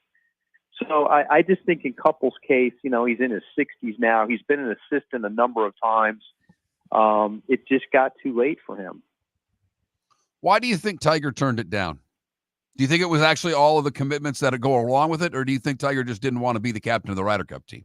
Yeah, I think that the commitment angle is certainly a viable one. I mean, we're going to ask him at the Open next week and see what he says, but I think that one makes some sense. I wondered, if there's any, underlying thing with Steph Waugh leaving the PGA. Did that have something to do with it? Does he prefer to do it in Ireland in 3 years, where he has a relationship with the guy who owns Adair Manor? Does he think that maybe he's the answer to winning a Road Ryder Cup? I think there's a lot there. I'm a little surprised. I think we all thought that this was, his time, and a home Ryder Cup at a place where he's popular and where he won and made a lot of sense. But his duties with the PGA Tour and all that's going on there, he seems to be taking that very seriously. And, if it really is that he doesn't feel that he's going to give it the proper time, then I commend him for turning it down, because you want these guys to give it the proper time. That's one of the things they get criticized for if they don't think it through and put through and give it the proper effort. He's Bob Harig. He covers golf for Sports Illustrated. Broke the story yesterday that the PGA of America, and they will officially with a press conference today, although they confirmed Bob's report with a statement yesterday, that Keegan Bradley, 38 years old, youngest Ryder Cup captain since Arnie back in '63, he will lead the U.S. at Bethpage Black next fall. Let's go into what Tiger said. And let's take him at his word for a second, which is dangerous to do with Tiger. He's had a distant relationship with the truth. But he said, yeah, I'm knee deep in these LIV negotiations here. I'm not going to have the time for this. Well, Bob, if in theory they're going to wrap those negotiations up in the next 90 days, he'd have a full year to be Ryder Cup captain. That tells me that, we're going to have LIV around for a while. Yeah, there's a lot of conjecture that Tiger's kind of an impediment to a deal. I can't speak to that, officially or in absolute terms, but Tiger is taking a hard line. I don't think he is one to just embrace a deal without it being one that he believes in. And so maybe he thinks this is going to drag on for a while, and look, maybe there's some other aspects to this, because let's be honest, what is the captain really doing right now? Right. You can take that view. And earlier this year, it was very much in the weeds in the golf world story, but they hired John Wood as like the Ryder Cup manager. John, longtime caddy, he works for NBC now as an on-course analyst. He's caddied for a lot of guys over the years, going all the way back. Mark Calcavecchia, Hunter Mahan. He's caddied a bunch of Ryder Cups. He's sort of become, he has an official role as the manager, which I at the time thought, oh, absolutely, that paves the way for Tiger, because he's going to take on some of the nitty-gritty duties, and he's going to be the liaison between the captain and some of the people that you have to deal with to get things done that are sort of like minute in the overall scheme of things. Hey, we need to figure out where we're gonna have our meetings. We got to have uniforms. All this. I thought that those were aspects that were allow Tiger to just do the ceremonial stuff until next year is when you're starting to think about who's going to play with who. Really, to think about that before now is sort of counterproductive. It doesn't really matter. In fact, I find it comical that the U.S. team they're keeping a points list. What does this year have to do with next year's Ryder Cup? Look at as great as Bryson has played right now. Does that mean that he deserves a spot on next year's Ryder Cup team? And I'm not. This isn't even a live thing. Look, Scotty Schefter, as great as he's played this year, if a year from now, if you've fallen way off, it shouldn't matter. So, there's things like that. I'm very curious to hear if Keegan has any different ideas on how they pick the team. We've sort of fallen into this thing the last few years of how they do it, and 6 captains picks. Maybe more guys should make it, and only a few captains picks. Maybe the points shouldn't start until January. Europe doesn't start their points thing until this fall. Nobody's earning points for them right now. And frankly, that's smart. Well, they do seem to have a hang of this, in the last 30 plus years, that is for sure. Bob Harig, he's certainly got a hang of covering golf. He's done it for a long time. He does it for Sports Illustrated, SI.com. Follow Bob on X at Bob Harig, Harig. Bob, safe travels across the pond, and enjoy the Open Championship at Troon. Sounds good. I appreciate you having me. Take care. Bob Harig, kind enough to join us once again after breaking the big story yesterday. They'll have the formal presser later today. He's not a popular guy on tour. When he got left off the team a year ago, he even said, I've been trying really hard to become friendlier with more of the big guys on tour, but I'm just not in the in crowd. I've always been an outsider, and I guess the only way I'll ever make the team is if I automatically qualify. And now we have him picking the team. Right. This should go really well. Well, it does seem on the surface as being awkward, right? Let me ask you this, though. Who else are you taking as a captain? Because I thought Bob made some great points. You get guys that are in their 50s or 60s. I don't know how much that brings to the table for the group of players that they're representing, if you know what I mean.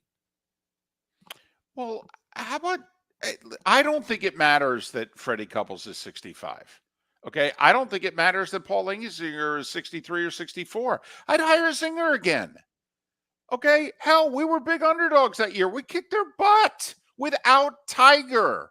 By the way, Zinger's the one who figured out the formula that supposedly other U.S. Ryder Cup captains were supposed to. He put together the 4-man pods in practice and what have you, and it worked. I don't understand. Freddie's done 3 President's Cups. Guys all love him. Zinger, rousing success. Who cares how old they are? Mark, does it matter if you're 40 or 70? You know who's playing good golf, right? You should. But they seem to think that the age difference, obviously they think it's a big deal. I think it's absurd. In golf, they think the age is a big deal in golf? When? When has age been an issue in golf? Never. Golf. Adam Schefter will join us next hour. I don't think an age is issue with him either. I don't know if it'll come up. I hope not. Miller and Moulton.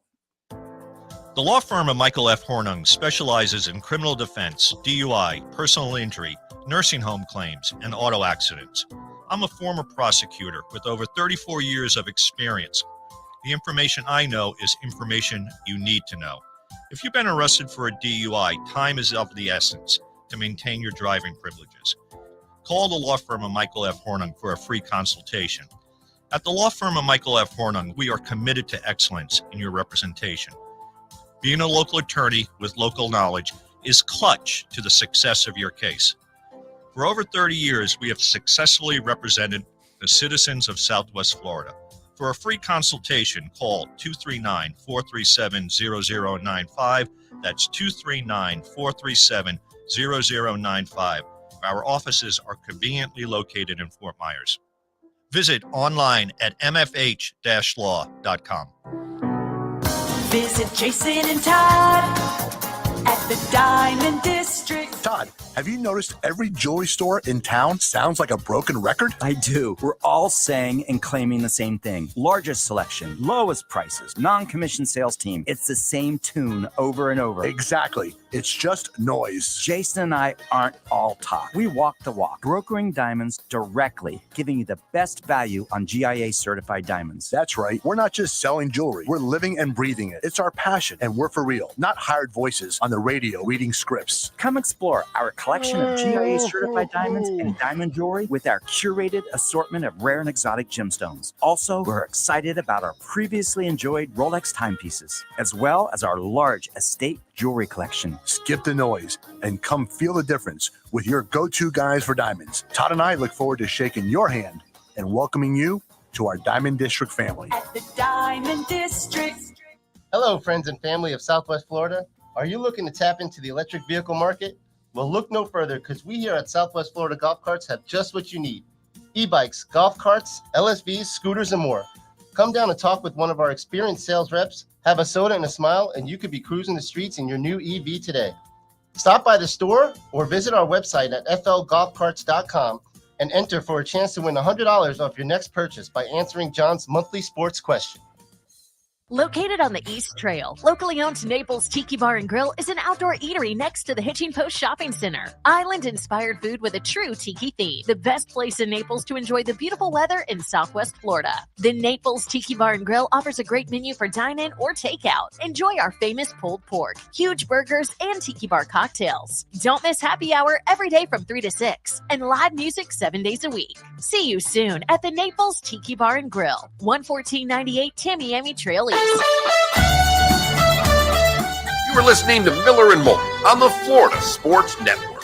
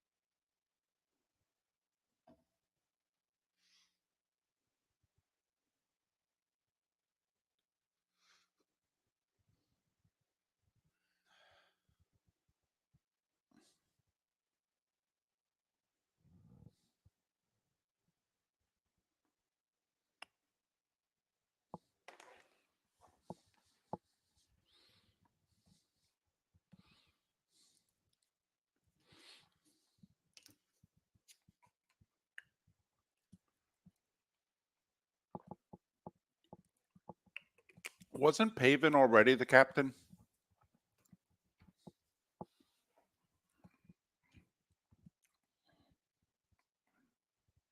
Look that up.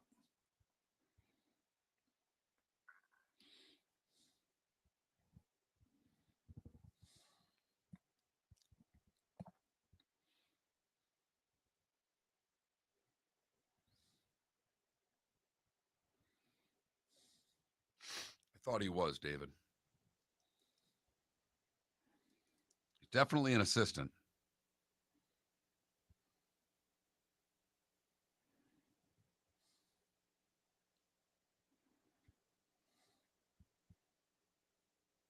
Corey Pavin, 2010. U.S. That's the one. Is that the one we blew? We're up 4 points, 10-6 going to Sunday.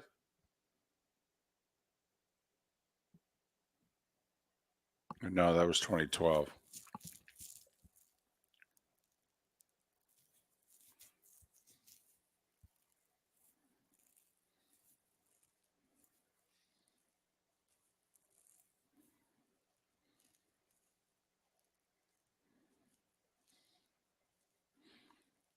I mean, we lost 6 out of 7 Ryder Cups. The only one we won, Zinger was the captain. They never brought him back. What the?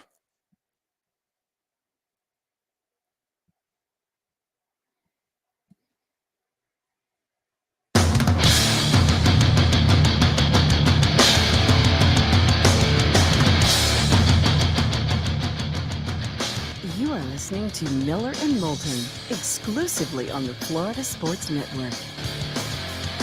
And now, here's Mark Miller and David Moulton. It is the third hour of Miller and Moulton on this Tuesday. Thanks so much for being with us. Adam Schefter to join us on the show in a little more than 35 minutes.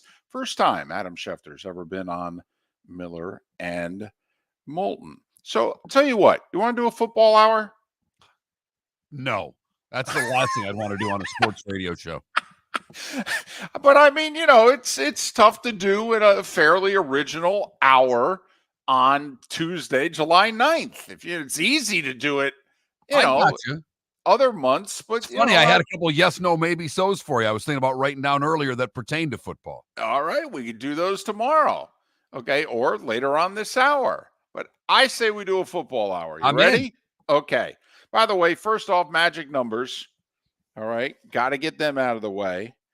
23 days to the Hall of Fame game. For those of you that foaming at the mouth, you need to see helmet and shoulder pads. Bears, Texans, 3 weeks from Thursday, 23 days away.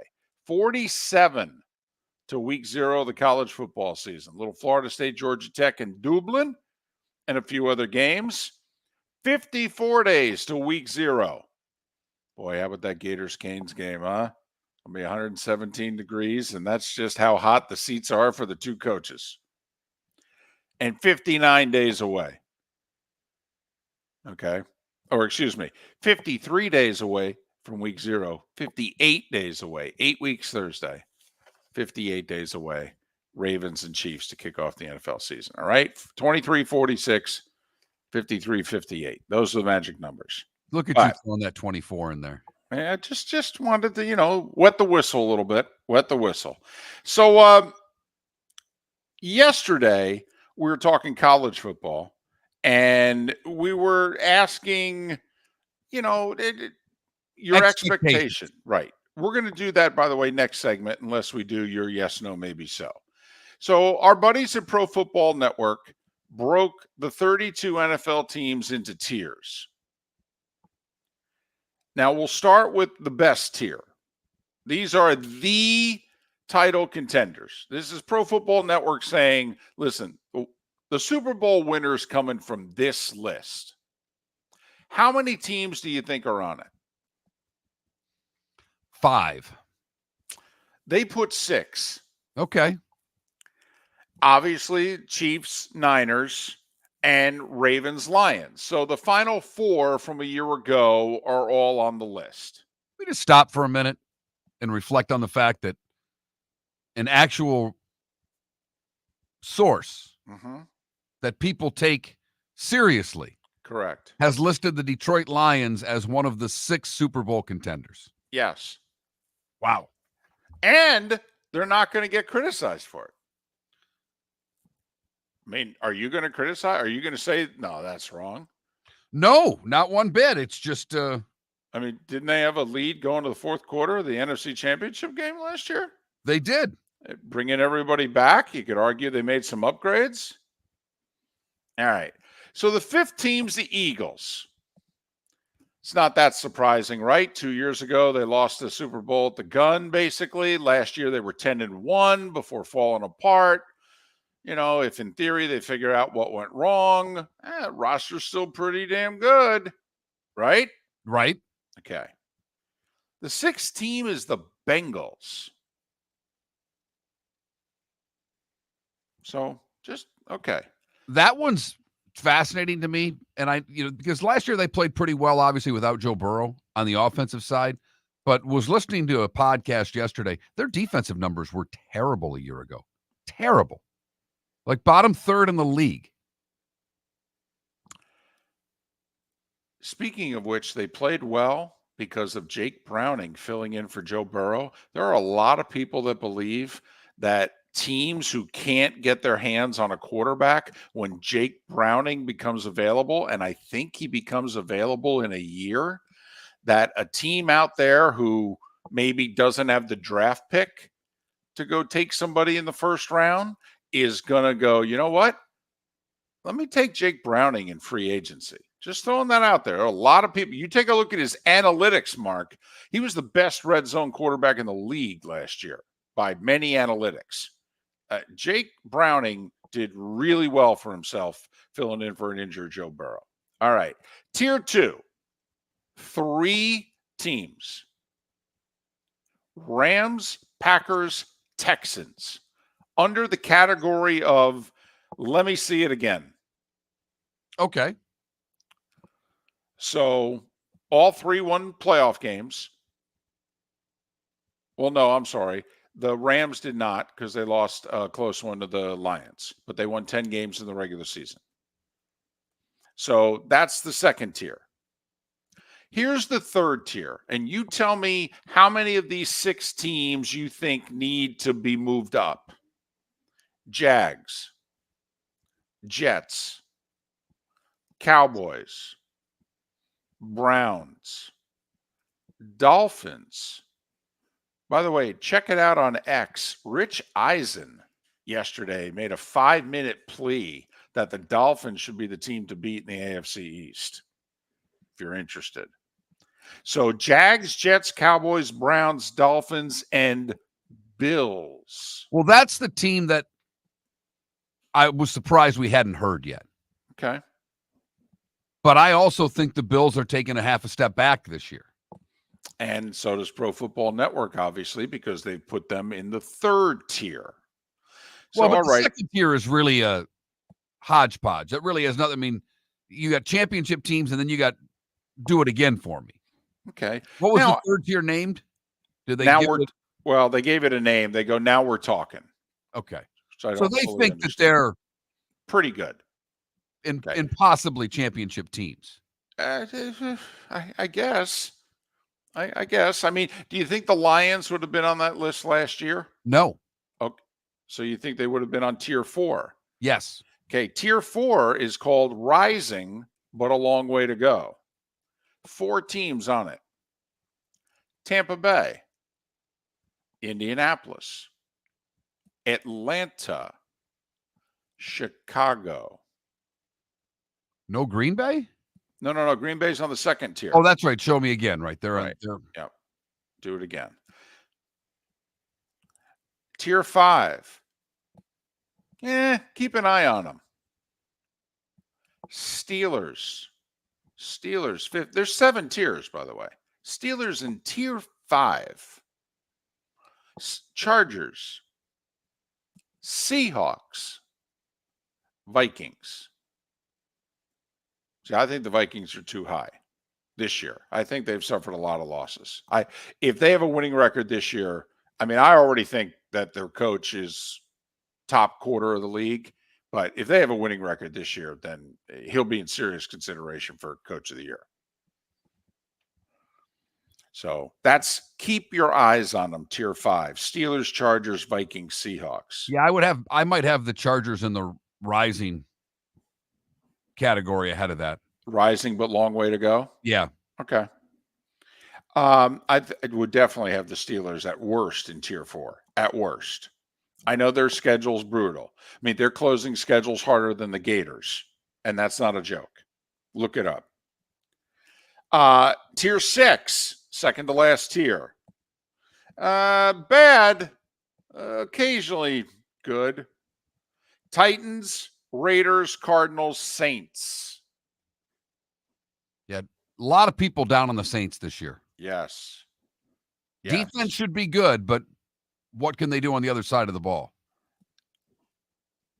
And then total rebuilds, the bottom of the league. In theory, the top 5 picks in next year's draft.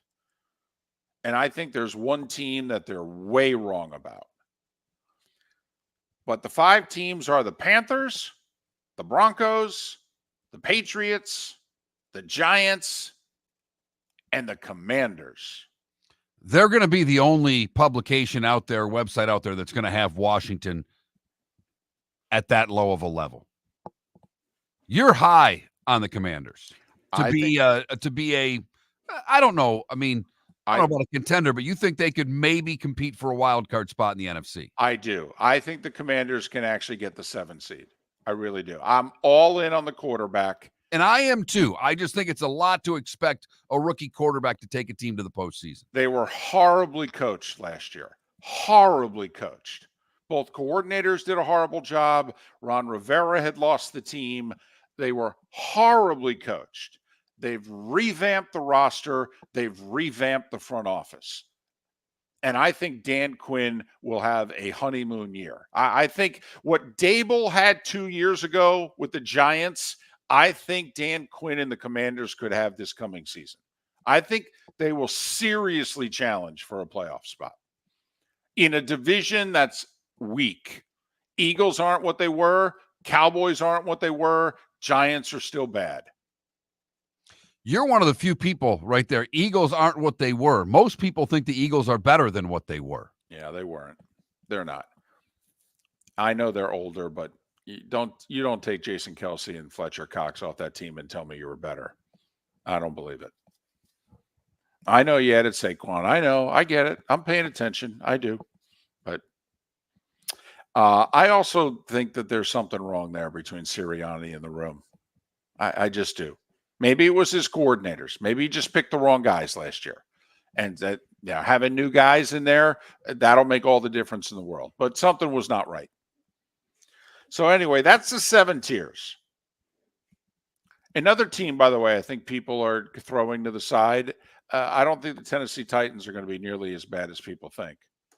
First off, they got 3 legit wide receivers. If Will Levis can play at all, they will move the ball and score points. They're going to have to because they're another team with an atrocious defense from a year. You know, their numbers don't add up on the defensive side of the ball, that they should be poor on that side, David. So I worry about them defensively and how things will go for the Titans in a bad division.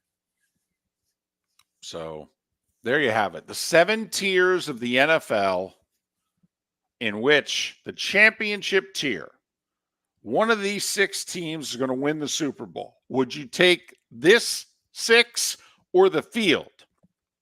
Oh, I'd definitely take this 6. All right. Chiefs, Niners, Ravens, Lions, Eagles, Bengals. Your championship contender list, that's where the Super Bowl champion is coming from. Miller and Moulton. Adam Schefter coming up in about 23 minutes time thereabouts. Our first ever chat with him. That should be fantastic. Looking forward to that on Miller and Moulton. Thanks so much for listening. Hello, friends and family of Southwest Florida.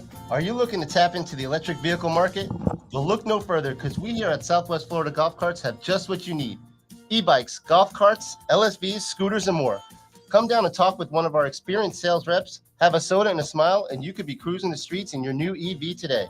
Stop by the store or visit our website at flgolfcarts.com and enter for a chance to win $100 off your next purchase by answering John's monthly sports question.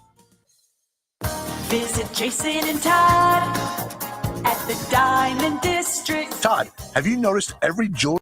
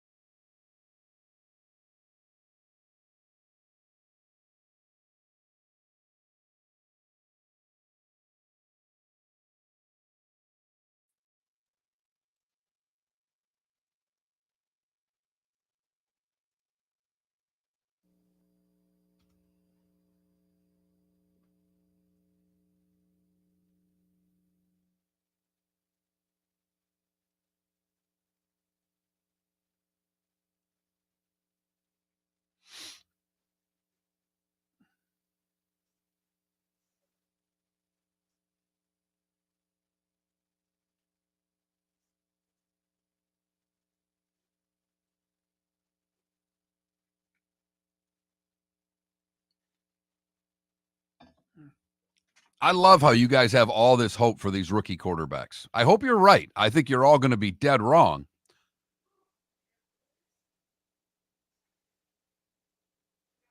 I'm with you, Sean. Nothing about what the Broncos are doing. Another year. Where did they get better?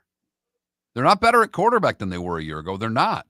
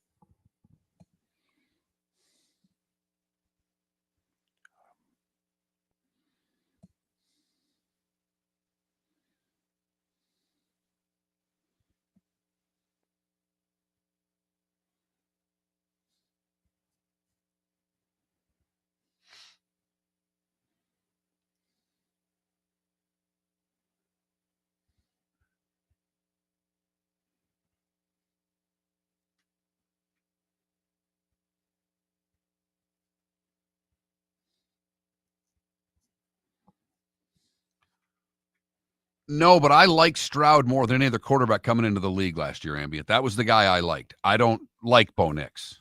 I don't think Bo Nix is anything close to what C.J. Stroud is. I mean, I don't even think they're in the same sentence, maybe not even in the same paragraph. They're barely in the same story in my world.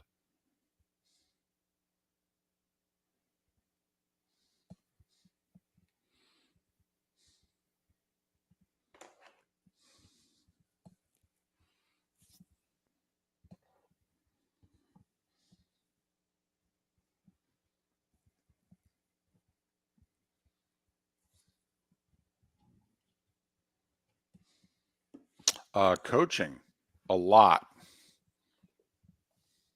A lot.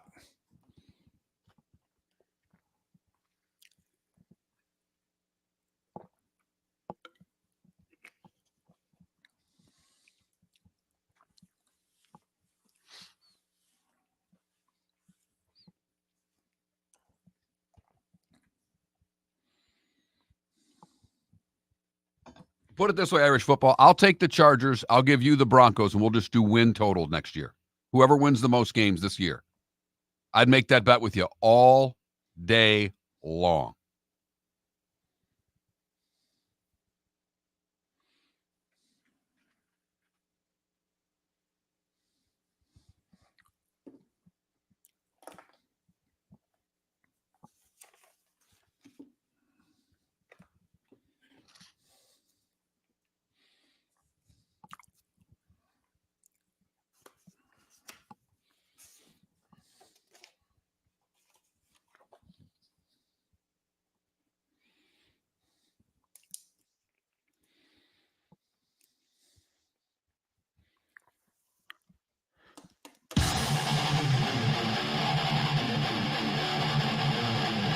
You're listening to Miller and Moulton, exclusively on the Florida Sports Network. 21 minutes past the hour. Adam Schefter of ESPN to join us in a little more than 15 minutes time. We played this game to some degree yesterday, but I really want to narrow it down for you today, Mark. If that's okay, I'll play game show host. You're the number one contestant. Are you ready? I'm ready. Okay. Thanks, Gene Rayburn. Love your microphone. Love the microphone. Man, oh man. The hairstyles, the suits, everything. Okay. So Yesterday, we talked about in college football coming up, the expectation game for many schools. Now that we're going to have a 12-team playoff for 2 years, and then we're going to have a 14-team playoff. Okay. The Big 12 preseason polls are out. Coaches and media polls are out. I got the media poll in front of me. Okay. They think it's going to be a 3-team race: Utah, Kansas State, Oklahoma State. They get 20, 19, and 14 first-place votes. 2 other schools got 8 total votes. So it's a 3-team race between Utah, Kansas State, Oklahoma State.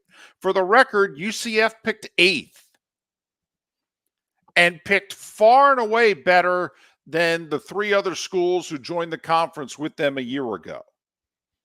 Because BYU's 13th, Cincinnati's 14th, and Houston's 15th.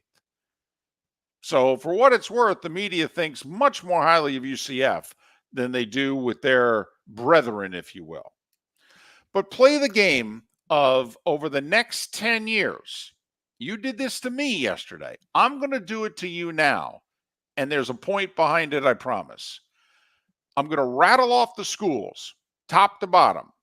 You tell me realistic expectation as to how many times they win the Big 12 in the next 10 years and go to the playoff. Because we have to assume it's going to be a one-bid league. If it proves to be otherwise, great. You ready? Go. Utah. 5. Okay. Wow. I think they're the class of that conference. Conference has turned in from a run and shoot league to a run the ball league, and no one defends the run and runs the ball better than Utah. They dominated the Pac-12 in that regard in a lot of ways. I think they can dominate this league, David. K-State. 2.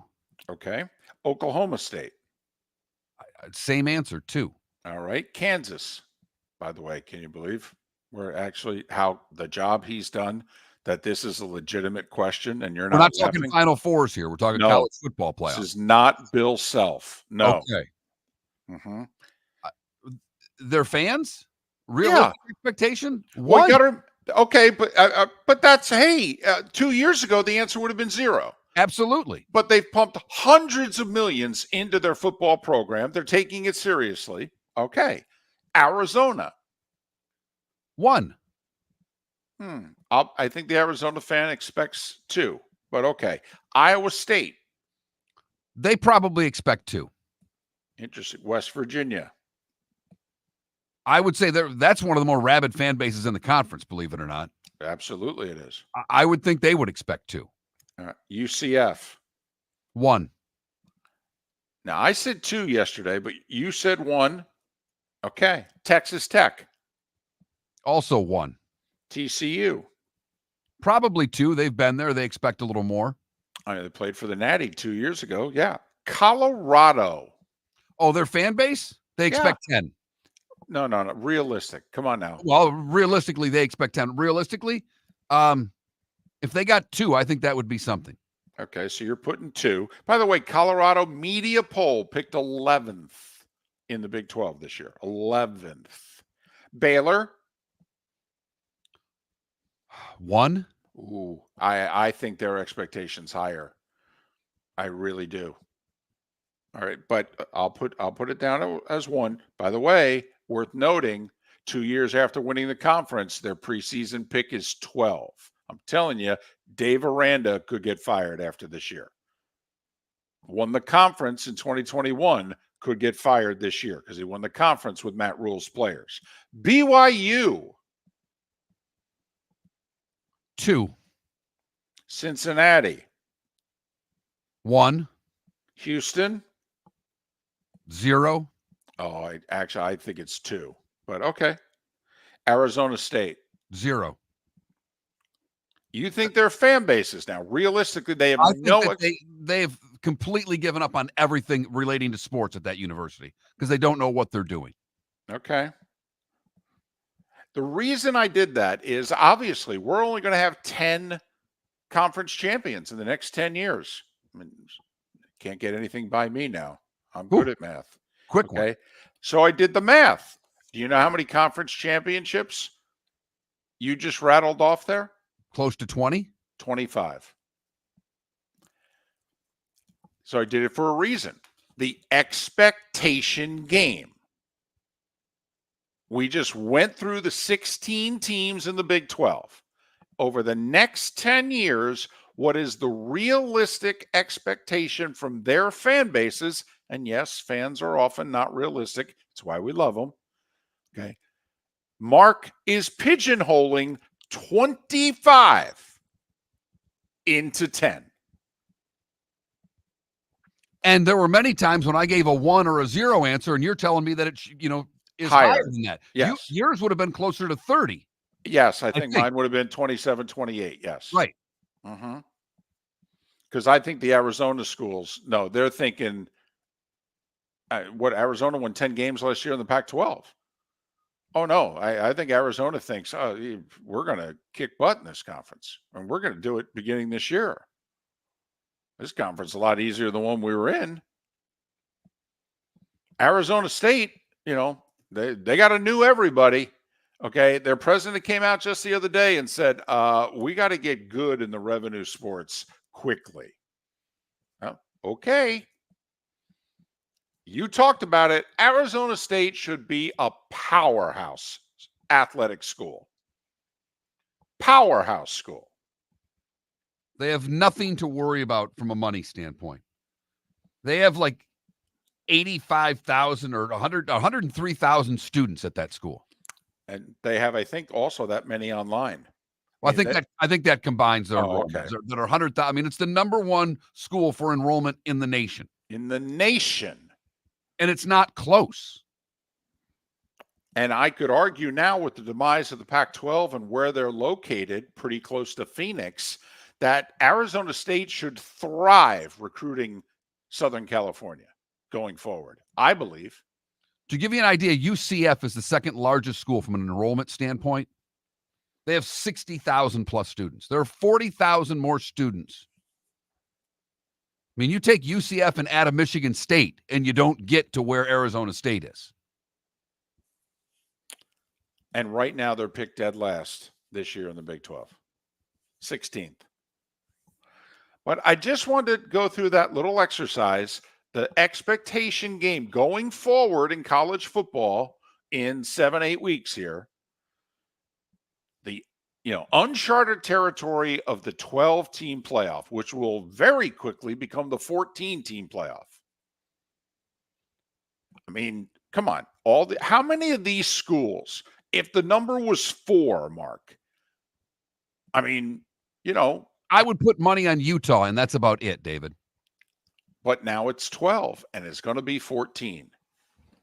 And all you have to do, guaranteed entrance. All you have to do is win your conference. That's it. So just wanted to go through that. Who do you think? Do you agree with me that Utah will dominate that conference on an annual basis? I think they're the class of that conference for the rest of this decade. And they've already named their coach in waiting, too, to take over for Kyle. I do think they will be year in, year out, the team to beat.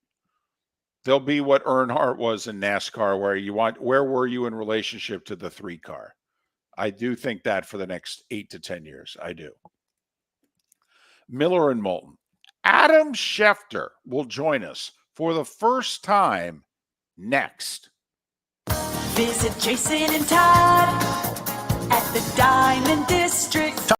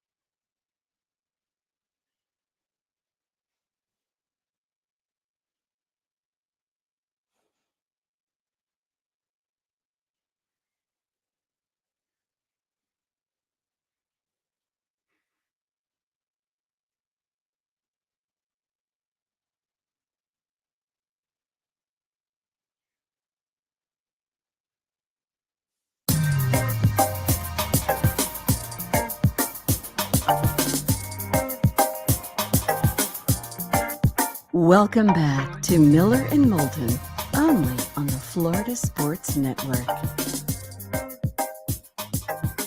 And welcome back, Miller and Moulton, MillerandMoulton.com, Miller_Moulton on X. It is a pleasure to welcome for the first time Adam Schefter. He, of course, of ESPN. He's joining us because he's coming to Florida tomorrow, Wednesday, the 10th. He's going to be part of an event called Friends for Life. It's all about type 1 diabetes, how you live with it, how you deal with it, and early prevention. And it's very personal for Adam because his lovely wife lives with type 1 diabetes. Adam, it's David and Mark. Thanks for doing this. How are you? David and Mark, thank you very much for having me. Excited to come to Orlando this week, engage with the community. Obviously engaged by Santa Fe here to come down to the event and to take part in the Friends for Life function there on Wednesday night in Orlando, and it should be a great night. It's one thing to have to deal with something in your family and work at it, but it's another to reach out and enlighten the community. How did you get involved with this, Adam? Well, essentially, my wife is a type 1 diabetic. She was diagnosed with type 1 diabetes about a year after she lost her first husband on 9/11. And she has been battling type 1, obviously, for now well over 20 years. And I watch what this condition is like every single day of my life. And obviously, she lives with it, but it affects everybody in our family. It's a huge deal. And I've always been involved in trying to raise awareness and funds. And obviously now I've been engaged by Santa Fe to help raise awareness about testing and screening in advance, about taking the one pledge and having people sign up and meeting with their doctors to get more information about being screened early and going through the process. It's something that's become very personal to me. And by being there Wednesday night for the Friends for Life function, obviously there are so many people there who deal with type 1 diabetes on a regular basis that you're there to let them know that they can live their lives, they can go on. But obviously, we want people to be screened in advance, to be as knowledgeable as they can. My job is about gaining information, and I want people to have information in regards to their health, which is why we've encouraged them to screen early, to talk with their doctors, to get as much information as they can. And obviously, we're going to talk some football, but is there a website where people could go either for information or to sign up or what have you? Well, the onepledge.com is the spot that people can go to sign up. That's probably the best place to do it. And that's where I would send people right now, the onepledge.com. Let me just make sure I have that exactly right, but I'm pretty sure that's it. But off my memory, I'm looking down, the onepledge.com. There you go. All right. It was funny. Right before we started talking, you received a phone call. And I'm just curious, how hard is your job? You're an information guy. Yeah. How hard is it? Like, we both just came off of a week off. All right. If by chance you checked out for a few days, how hard is it then for you to catch up? Well, it's not really catching up so much as it is just staying on top of things. And that is the job, right? And there are times when it's busier and times when it's not. This is not a busy NFL period. I'm not going to make it out to be any busier or crazier than it is. There are plenty of times in my year, in my season, when, like a lot of people in a lot of lines of work, it's busier than normal. Fortunately, this is kind of the calm before the storm, the last lull before it picks up for the next 10 months. I love May, June, the first half of July, and the rest of the year is a bit more challenging. So, yeah, but the job is that anything could happen at any moment, no matter where you are. You could be at a family function, you could be at a movie, you could be at a birthday dinner, a birthday party, whatever it is. That all these things have happened in my life. But again, that is the job. And that is many jobs where if you're on a job that requires your attention at odd hours, you could be called out of anything. There are doctors that are called out of family functions. There are people in any line of work that have an issue with their business. So, I could be anywhere and somebody could be traded, fired, hired, signed, whatever it may be. Like, these things happen. It's just that my job's a little bit more public than some of these other jobs. People get called away from their jobs all the time, but people don't notice it because they're not tweeting about it. They're not posting it on Instagram or Threads. I am, right? Like, so well, look what just happened, right? On a Saturday afternoon or a Thursday night at 1 a.m. Like, that's the way it goes. That's just the job. And it's a blessing. It's a burden. It's all those things. But there are a lot of people that have a lot of jobs that come with some strange hours attached to it. Well, one of the things we've been paying attention to, and, we'd love your phone to ring to get this done, is the Tua negotiations. Why do you think they're so far apart, Adam? Well, David and Mark, to me, it's a simple thing, right? Where we know that the average annual salaries that are coming in right now are about $55 million a year. That's what Trevor Lawrence's deal came in at. That's what Joe Burrow's deal came in at. And so Tua's deal, you have to figure, is going to be right around there. Now, I'm sure his agent's going to push for more, and I'm sure the Dolphins are going to push for less. And the question is, can they come up with something that works for both sides? And really, the fact of the matter is, it's not like they're under the gun right now. When the Dolphins are opening camp, that's the first artificial deadline, because I'm sure they both would like to have that deal done before Tua steps on the field, especially Tua. And then the next artificial deadline, if they can't get something done before training camp, would be right before the start of the season. So, we'll see if they can figure it out. It shouldn't be that hard to do. The issue there that's a little bit more complicated and layered and nuanced is the guaranteed money. Because how much money do you want to guarantee a guy who's had some injury issues, concussion problems? That's a real deal here, and that's up to the two sides to navigate. ESPN's Adam Schefter. You can follow him on X at Adam Schefter. He's coming to Orlando tomorrow night.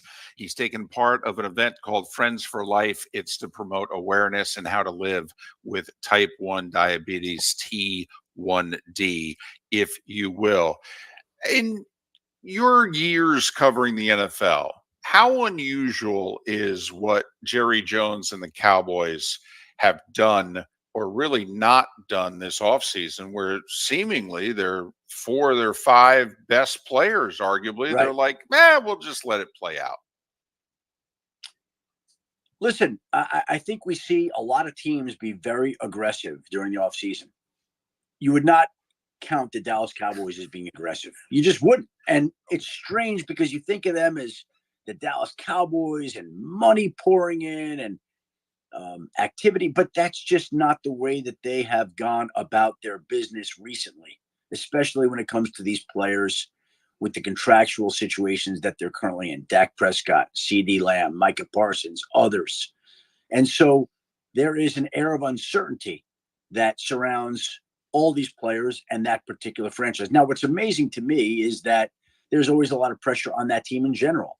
But now you ratchet it up even more because it's the last year of Mike McCarthy's contract. It's the last year of every quarterback on that roster's contract, including Dak Prescott. It's the last year of the contract for Ezekiel Elliott and Rico Dowdle, their top 2 running backs. Micah Parsons needs to be paid. CeeDee Lamb in the last year. Like, all these guys, key guys, in the last year of their deal. And it almost feels like Jerry Jones is intentionally doing this to put everybody's back up against the wall to challenge them. And if they come through, then they get rewarded. And if they don't, then they kind of start over because there's the chance that Dak could leave in free agency. So there's always a lot of questions around that team, but there seem to be even more questions than ever around that team.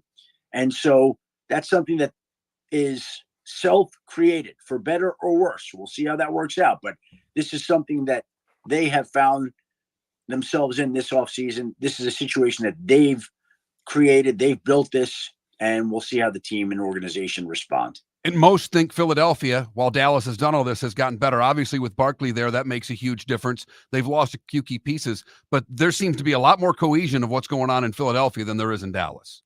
Yeah, right now that's the case. Philadelphia has been very active. It's locked up its key players. Look, all you have to do for a larger picture is look at the wide receivers, right?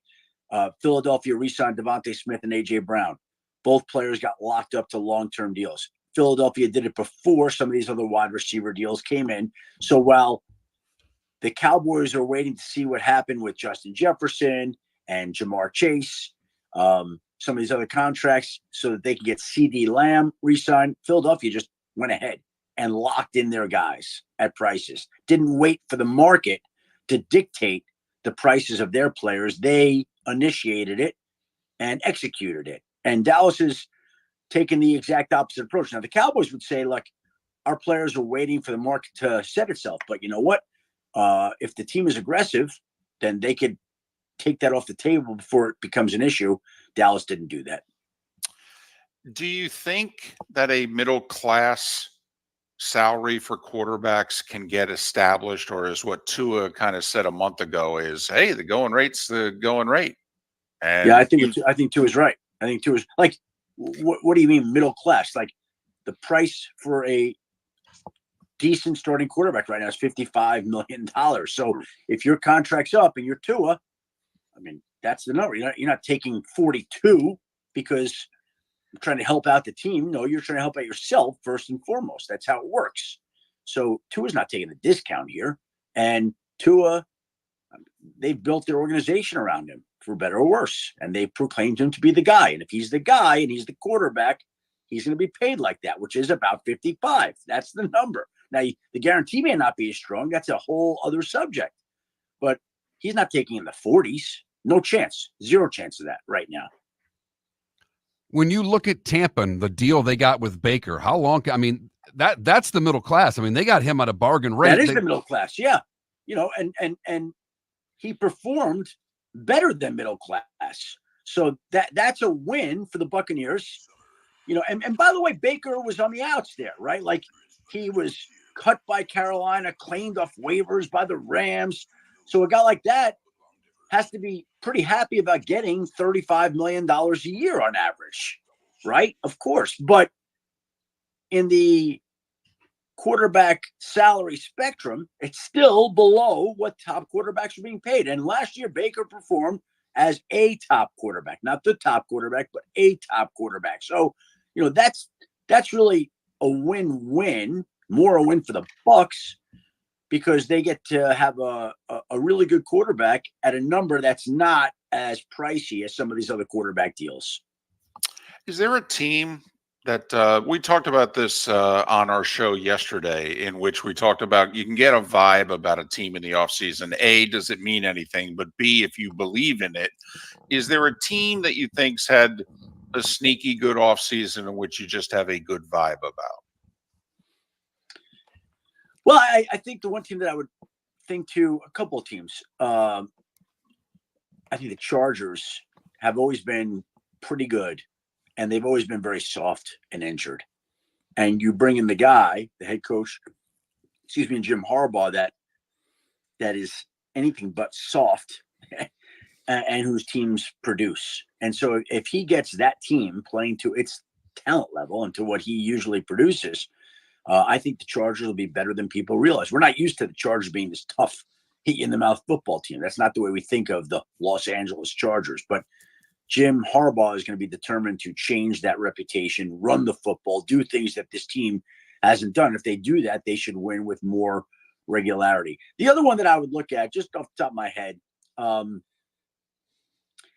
if Jaden Daniels is what many people think, if he's what many people think, and I've had personnel departments tell me that he's Lamar Jackson 2.0.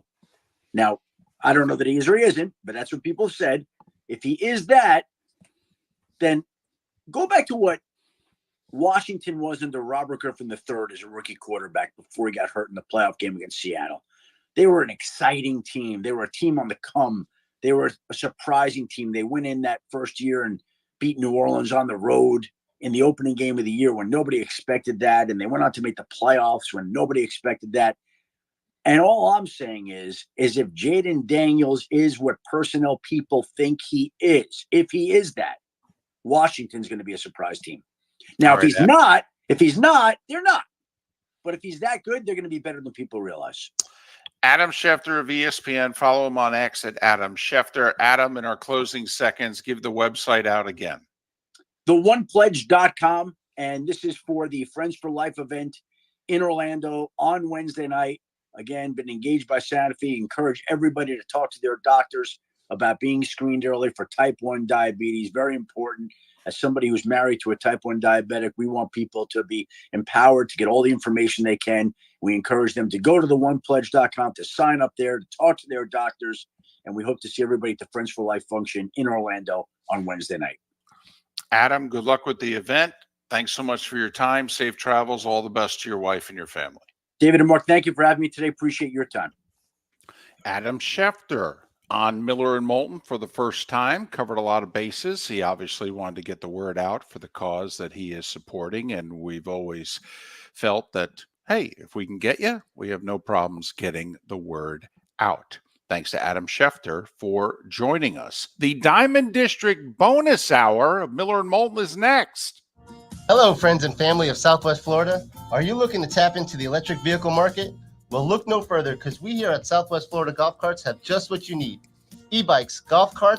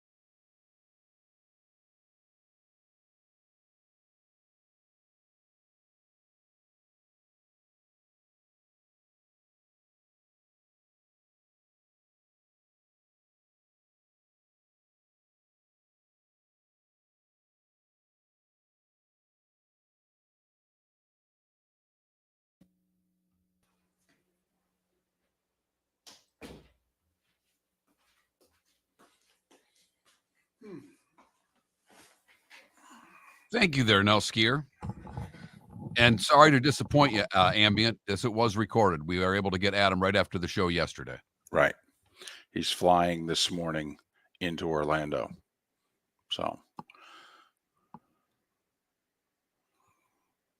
or I'm sorry, flying tomorrow morning into Orlando. But taped Adam Schefter is better than no Adam Schefter. That's what we thought. Particularly in the off season. It's one thing to do that and delay it a day during the season. That can be difficult, but not this time of year. Although we did joke with him, right? Literally, we are 2 seconds away from starting the taping. He's ready to go. It's okay. And his phone buzzes. He goes, hold on. He goes over. And Mark joked with him something to the effect of, listen, if the Dak Prescott news breaks during this interview, you can roll with it.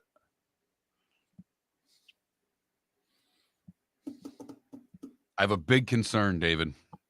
It looks as if several pages of my Phil Steele magazine are about to come out, like they didn't bind right. Oh no! What conference we talking here? Beginning of the book into the SEC. Oh, this is a crisis. I may have to send it back.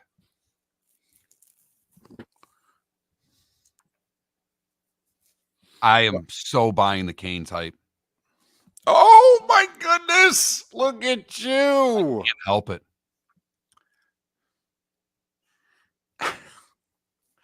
It's very dangerous. I know. You know how, I mean, Chargers hype, Canes hype. Oh, just because the roster is really good, that's Chuck. I mean, it's a really good roster. It really is.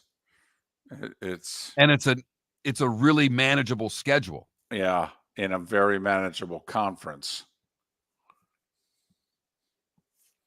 So, I mean, they can lose to Florida State and play them again in a championship game. Right.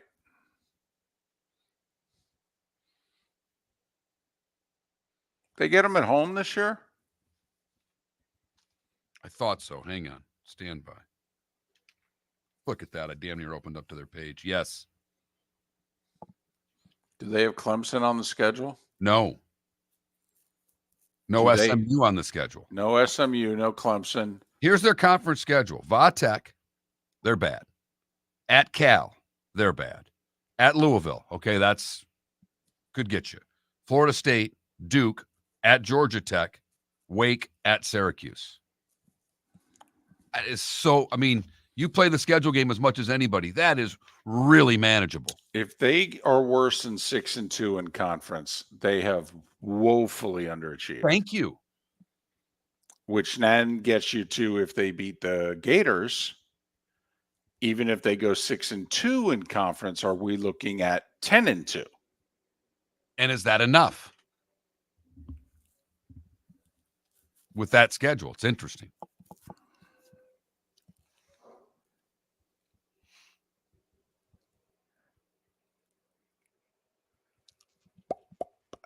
Good thing Dead Struck, you can download it, millerandmoulton.com, sometime after the show.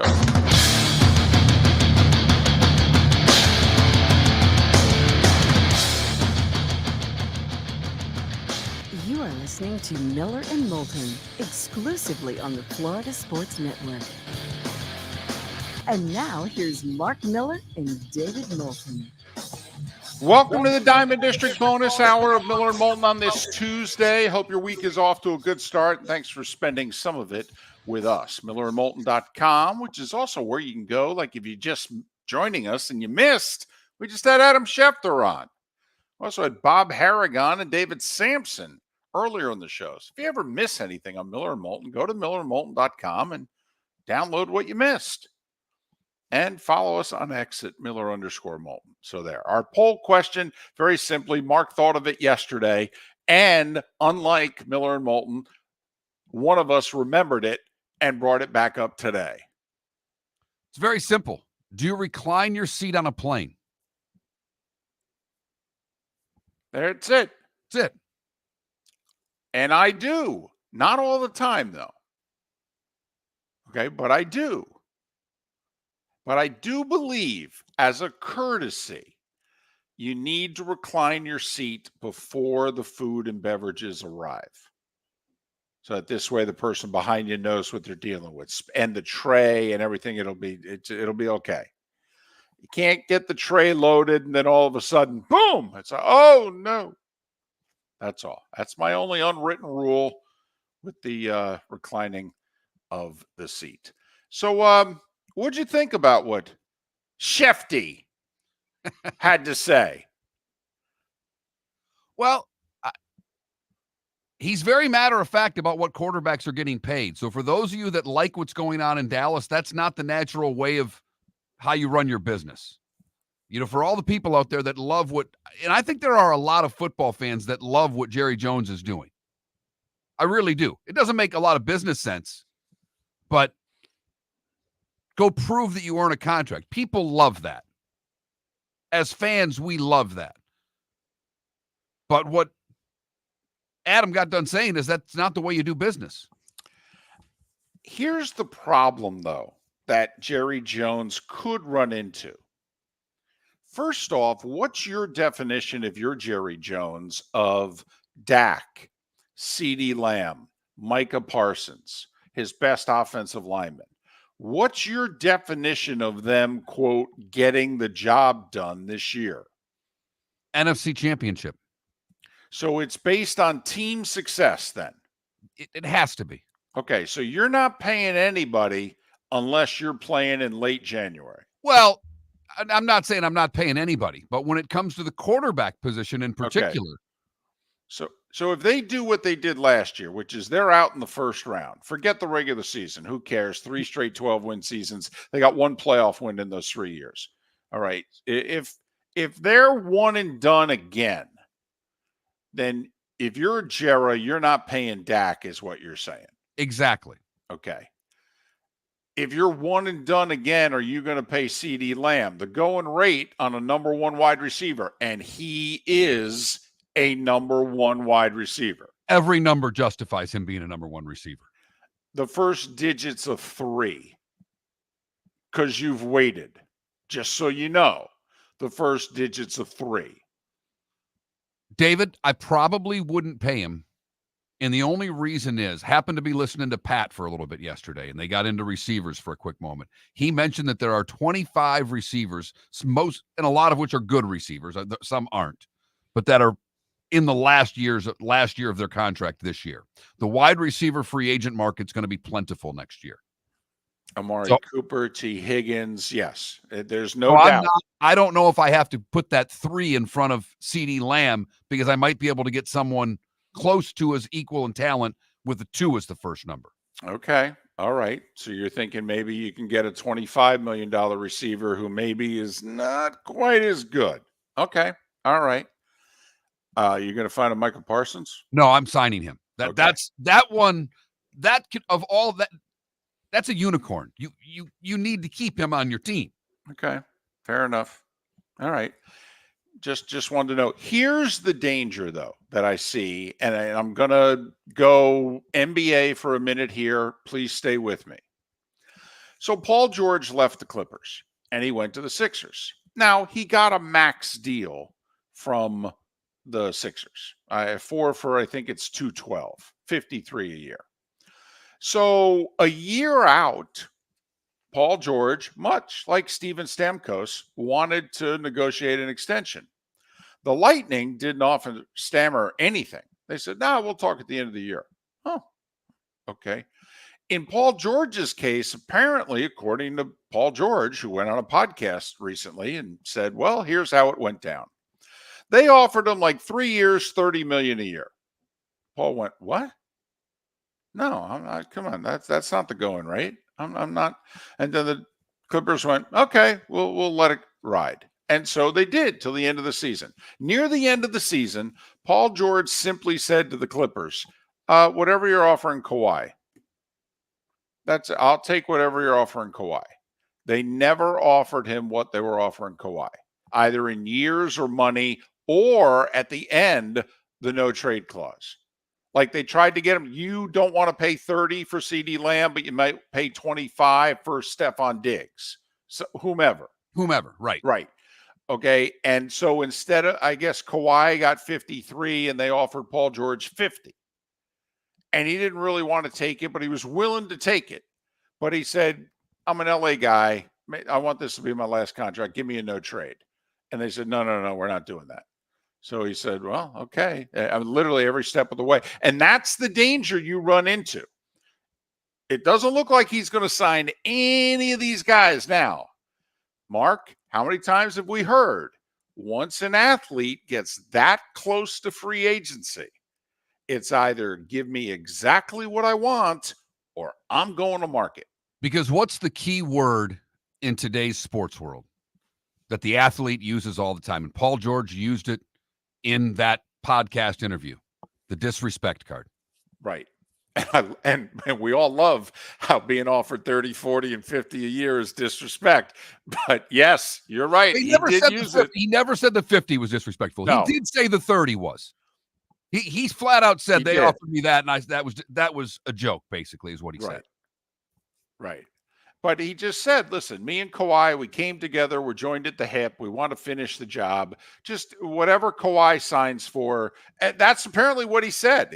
According to Paul George, he said, whatever Kawhi's deal is, I'll accept it. They never gave him Kawhi's deal. And you're right. Jerry has that to go up against. What Jerry's counter is I think it's playing in Dallas. I think he believes that playing in Dallas is worth more to any player that plays there. For a couple of reasons. I mean, do you think Dak Prescott, with his January record, has a national yogurt deal if he's playing anywhere else but the Cowboys? By the way, when they come to you with that spot, hey, I got a national spot. Oh, national spot. What's it for? Yogurt. Excuse me? Yogurt. Remember, he was a 4th-round pick. No, I know. He didn't get paid till year 5. Okay. I'm not, look at David, I'm not at all saying he shouldn't have taken it. But when you think of your first national ad, right, as an athlete, you're thinking Nike, you're thinking Wheaties, you're thinking Coca-Cola, you're thinking Sprite, you're thinking a lot of, a cell phone, something. Right. Yogurt. Take what you can get. Darn right. At least the Chunky Soup's been on the block for a while with that. He got that too, right? Right. Yeah, soup, yogurt. You think he's getting either unless he's quarterback in the Dallas Cowboys? No way. Never mind. Not January success. Right. Never mind. It's a no tax state and, your money goes further, blah, blah, blah. I mean, think about it. Stafford wins a Super Bowl, had the national ads for about an hour and a half. They went away as soon as the team went away. Done. Gonzo. And who would you rather have this season, Matthew Stafford or Dak Prescott? Matthew Stafford's the correct answer. I think a lot of us would take Matthew Stafford. Not all of you, but I think a lot of us would. So, but you're right. Adam Schefter is very much into his camp. The going rate's the going rate. When I brought up hey, do you ever think we'll have a middle class? He's like, middle class? Well, the point he made there was that the middle class is $55 million. Jared Goff, what do we think of Jared Goff? He got 53.5. Yeah. Are we sure Jared? But see, I think Jared Goff is upper middle class. And I'm not just being a jerk here. I'm serious. I think, Trevor Lawrence is the young quarterback on the come, so to speak, that the Jags view him as upper middle class with a potential to be rich. Tua is looking at the Dolphins going, I'm upper middle class. Those of you making the argument that I'm middle class, you're crazy. I'm upper middle class. And you're paying me. And that's what I'm wondering. Kirk Cousins got what, 45? That's what I'm wondering. We've got the Baker at 35, Geno Smith at 35, Daniel Jones at 40. Kirk Cousins is at 45. Everybody else is in the 50s lately. And I'm just wondering, is there any way to get somebody at the Kirk Cousins rate? What's Dak going to get next year, whether he's a Cowboy or not? Let's just say let's just say he has a good year. But they do what they normally do. They don't win. There's going to be 6 teams who need a quarterback. And one of the 12 best in the game? Is that a safe? I think that's safe statement. One of the upper third quarterbacks in the league is on the open market. I think he has a chance to be the highest paid quarterback in the league. Because, Mark, if you don't have one, what do you have to do? You have to go get one. And sometimes you have to overpay for that quarterback because you have to get one. And it's not like there's 5 of these guys out there a year that you can choose from. I mean, think about in the last decade, how many big-time quarterbacks have been on the free agent market? Like, I'm just wondering, can the Niners get Brock Purdy at the Cousins rate? Can the Packers get Jordan Love at the Cousins rate? There's $8 million between Jared Goff and Kirk Cousins. $8 million, that's a good player. Might even be 2. Just saying. Miller and Moulton. Good, bad, and ugly. What's on tap? Today was the day when. Some final thoughts, a pick or two. It's all coming up in 25 minutes. Thanks for listening. Mark Miller for Molly Maid. Why Molly Maid, you ask? Trust. Moulton was a customer for 15 years. Affordability. Didn't I just say Moulton?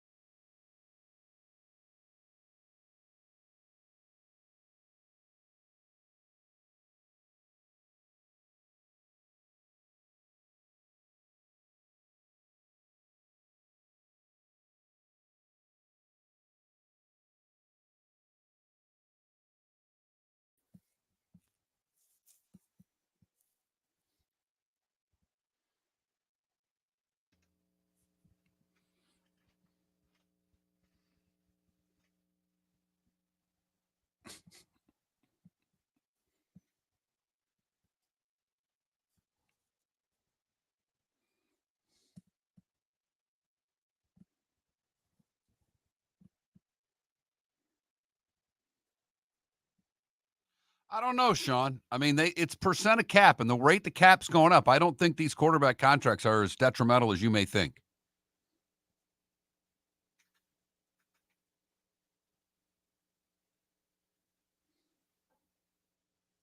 I see the point that you're making. I think where we've been at is with the salary cap going up the way it is, your percent of cap is what you got to focus on, not the amount of money to the quarterback.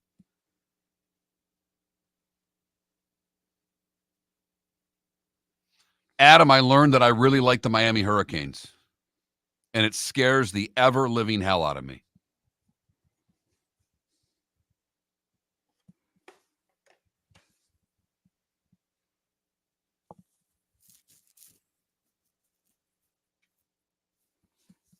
Michael, I like Spain today.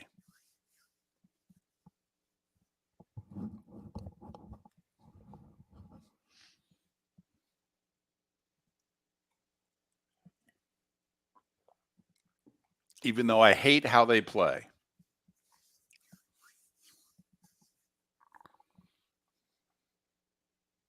Exactly, Adam. Exactly.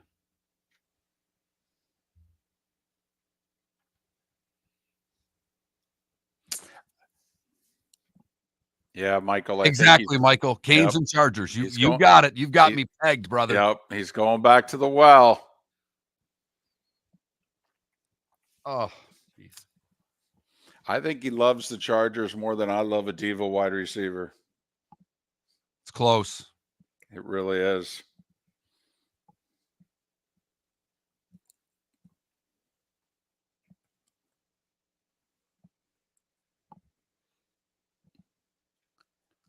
I think the Chargers are Mark's Elizabeth's shoe.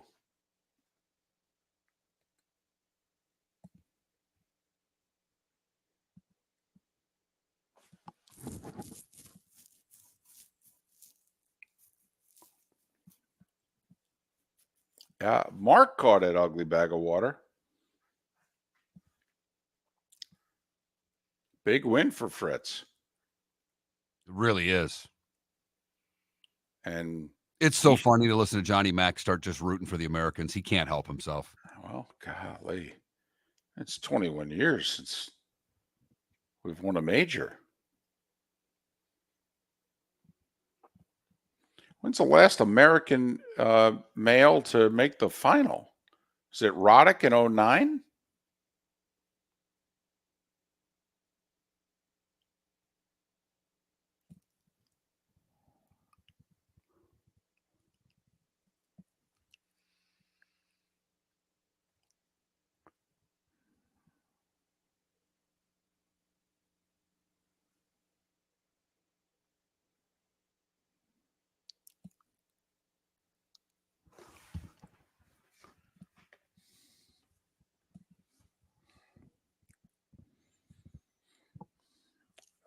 There was an American who made it to the semis a couple years ago, and he lost to that Kevin Anderson guy like 5 years ago.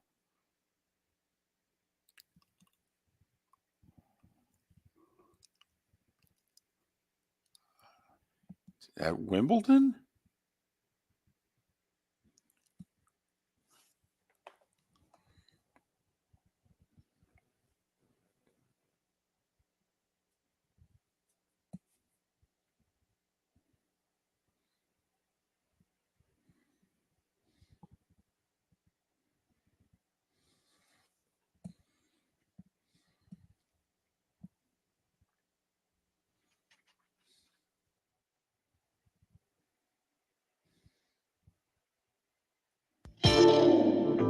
Welcome to the bonus hour, brought to you by Jason and Todd at the Diamond District. And now, here's Mark Miller and David Moulton.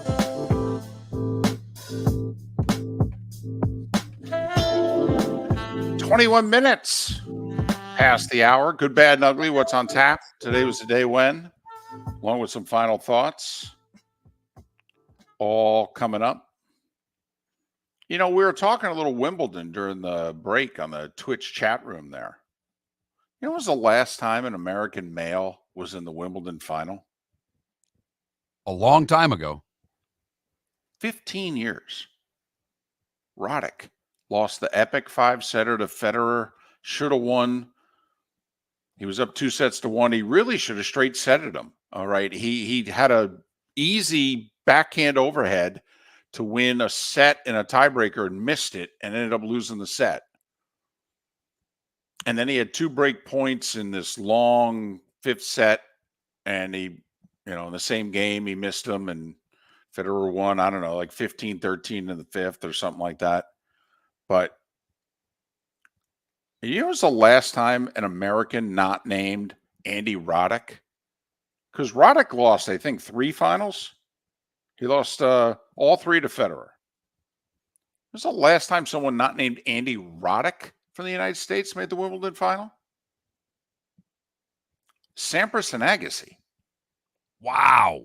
Sampras' last win was 2000. In 99, he beats Agassi in the final.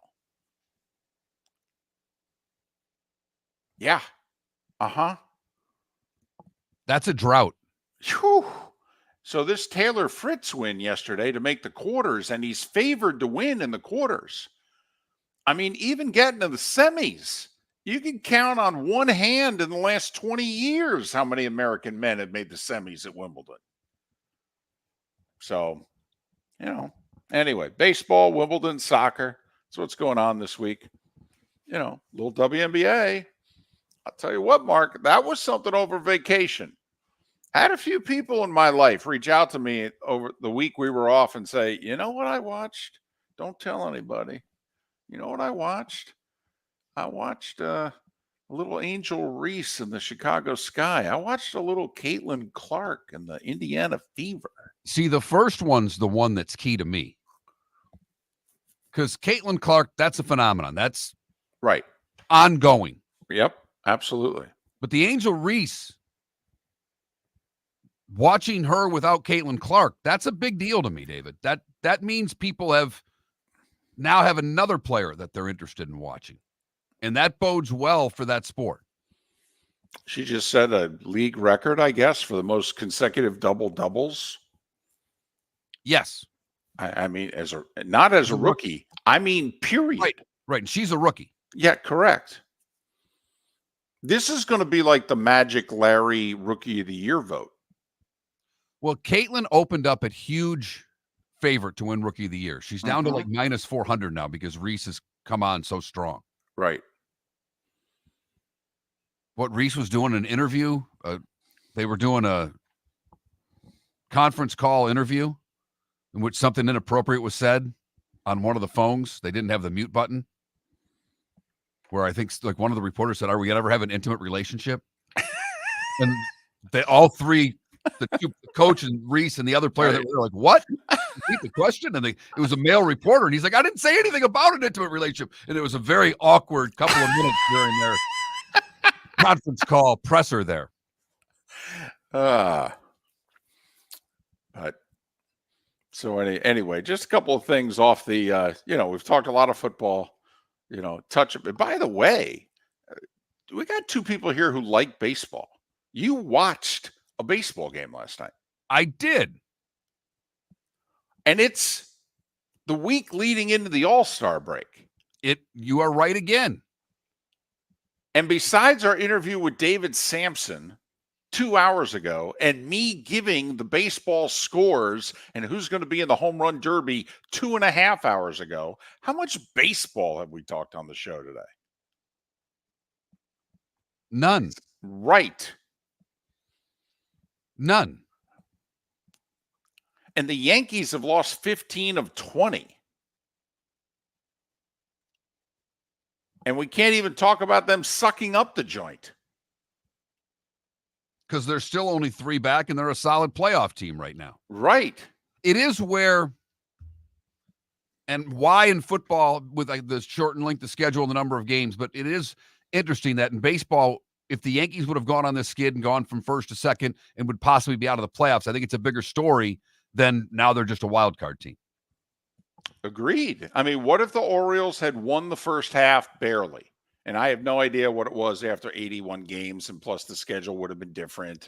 If they ever were to split the seasons in half, they'd have a lot of division games in the last 2-3 weeks of the first half. So it could have been very different. But yeah, imagine though, Mark, that the Orioles won the first half and the Yankees now are playing the way they're playing. And you're turning around. Now the story is, oh my goodness, are the Yankees going to miss the playoffs? $300 million payroll, Judge and Soto. I mean, that's the other thing that I think Major League Baseball needs to seriously consider. And I know everybody thinks it's far-fetched. We now have a pitch clock in that sport, okay? Had it for 2 years now. Don't tell me that Major League Baseball can't make changes. They have a clock. They've made more than any other sport this century. It's not close. I could argue they've made as many changes as like 2 of the big 3 other sports combined. I mean, what's the equivalent of a pitch clock coming into baseball into another sport? I know there are timed plays, but I mean, think about a rule change that would be that dramatic to basketball, football, Hockey. Well, you and I are hockey guys. When they took the red line out of the 2-line pass, all right, that was big. That totally changed how the game looked. That to me was the equivalent of like adding the 3-point line to college and NBA basketball. Agreed.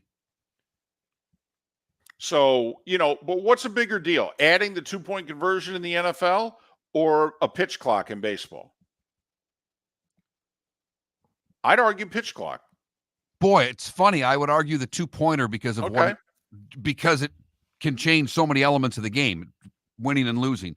We've had one game so far by the pitch clock affected a win and a loss in a year and a half of the pitch clock. We had the Rockies game right a couple of weeks ago. Right. So, but it's a pretty big deal. If we're equating it with the 2-point conversion in the NFL, if we're equating it to eliminating the red line as part of the 2-line pass in hockey, the addition of the 3-point line to basketball, that's a big change. I mean, not only that, the Phillies and Braves and Dodgers, the Cardinals, arguably, by the way, historically the best franchise in the National League, all playoff teams right now. The Yankees, the Red Sox. Right, came from nowhere this year. They were supposed to be a last place team, bottom Correct. of that division. They're currently 9 games above 500, solidifying a playoff spot at the moment. They've passed the Royals. Right. And they're only 4.5 back of the Yankees and only 3 games in the loss column behind the Yankees. And the resurgence of a once tremendous franchise, the Orioles, who are now loaded with the best young talent in the game. I mean, this sport has a lot going for it. And the talking head shows are talking about, literally, I heard a national promo late yesterday promoting one of the talking head shows on the 4-letter network today. They're going to talk about whether or not Caleb Williams can deliver the goods for the Bears. He hasn't taken a snap yet. Isn't the answer, I don't know?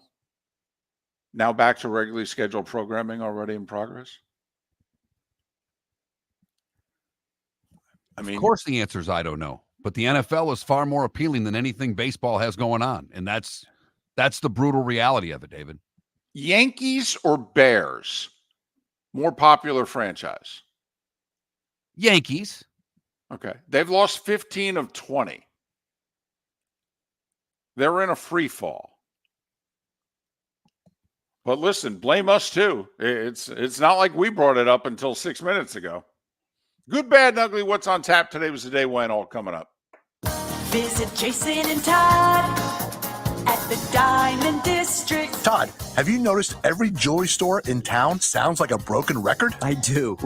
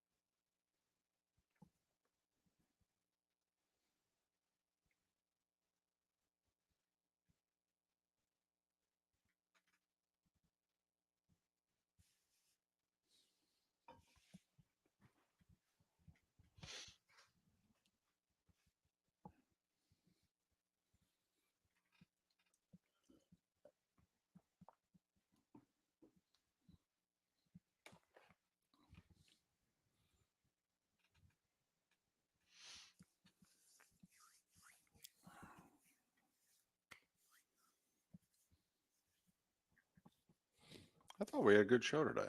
Absolutely. Throw a football hour in there at 8 o'clock. On July 9th. Got a nice text from someone that said, here, I'll read it. Football talk. Thank you. Most national shows are talking Lakers. Well, we could have. You could tell if you want to text that person back and go, we were trying to tie it into how it will all affect LeBron's legacy, but we just couldn't do it.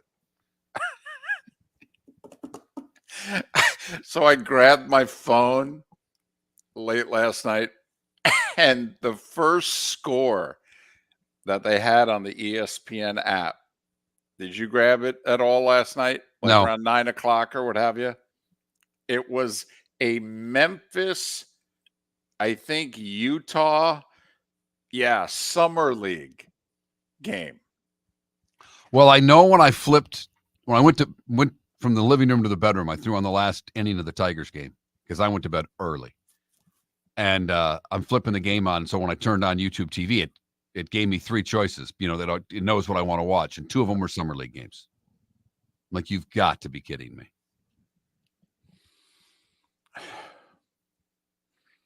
But yes, so the highlight that if you tapped on the ESPN app, that their number one sports story overnight was Zach Edey's incredible tip on a missed free throw to tie a Summer League game and send it to overtime.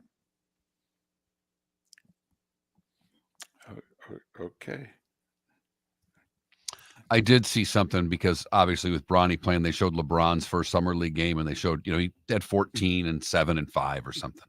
And some dude dunked on him. He turned it over, and the guy came down and slammed it. That guy played 22 games in the league or something like that. It was pretty funny. That shows you how insignificant Summer League is. Yes. Mm-hmm. I got to admit, though, he plays one game, plays 15, 16 minutes, something like that, misses the second game because his knee's sore. He's 19, isn't he?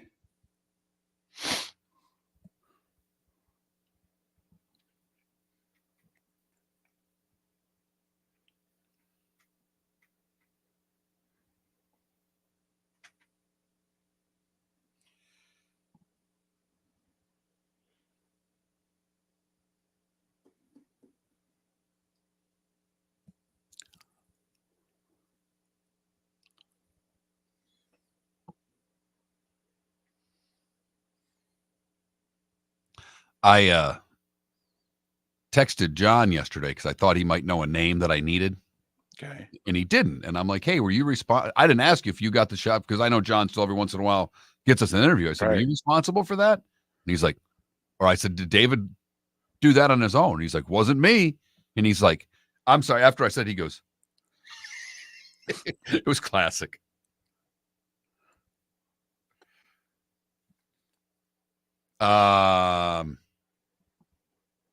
He responds with Adam Schefter. Is there another? I said, yes. He responds with from ESPN. Again, yes. He's like, not me. And I said, promoting some event in Orlando, did a Zoom call with him after the show. He's like, wow.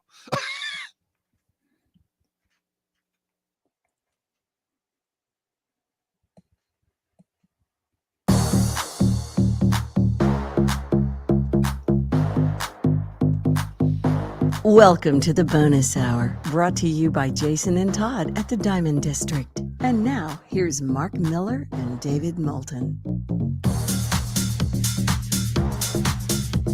22 minutes till the top of the hour, 16 until we're done talking. Seth Everett, Pat Kerwin, already scheduled to be on the show tomorrow.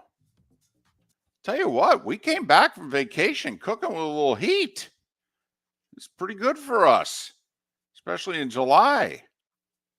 Yeah, I got to admit, I was stunned yesterday to get the text from you, and I see 3 guests on, we've been gone for a week. I figured I was going to get a text saying, we're just going to kick it around and catch up today. Literally what I thought was going to happen. No, I didn't mean that bad, but a lot of Mondays, we've always been less guests on Monday because there's lots more to talk about. Correct. So when you hit me over the head with 3 on Monday morning, when I'll be damned, look at him. He's been chomping at the bit. So here's my thing. I'm always worried. See, we get in our rhythm, and when you're paying attention to the sports world, and you got a life, you got 2 kids, and you got another real estate gig, but I know you're paying attention to what's going in the sports world when we're doing a show every day. You go on vacation, and I don't just mean you. Okay, you go on vacation, man. You can check out. You can be like, you know what? This is the week I take off from sports. Well, I'm out. I will say the one thing that I found in the week, because my son was down and he's 25 now.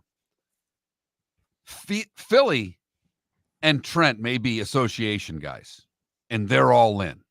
As much as they're into the association, my son is every bit that much into the National Hockey League. He was up every morning checking, not just what the Wings were doing, but what who's signing here, what free agent signing there, how much they're paying him. So I had a half-hour hockey discussion every morning with my son. So I didn't need to book Dave McCarthy yesterday. I was ready for him. Keith Smith, not so much.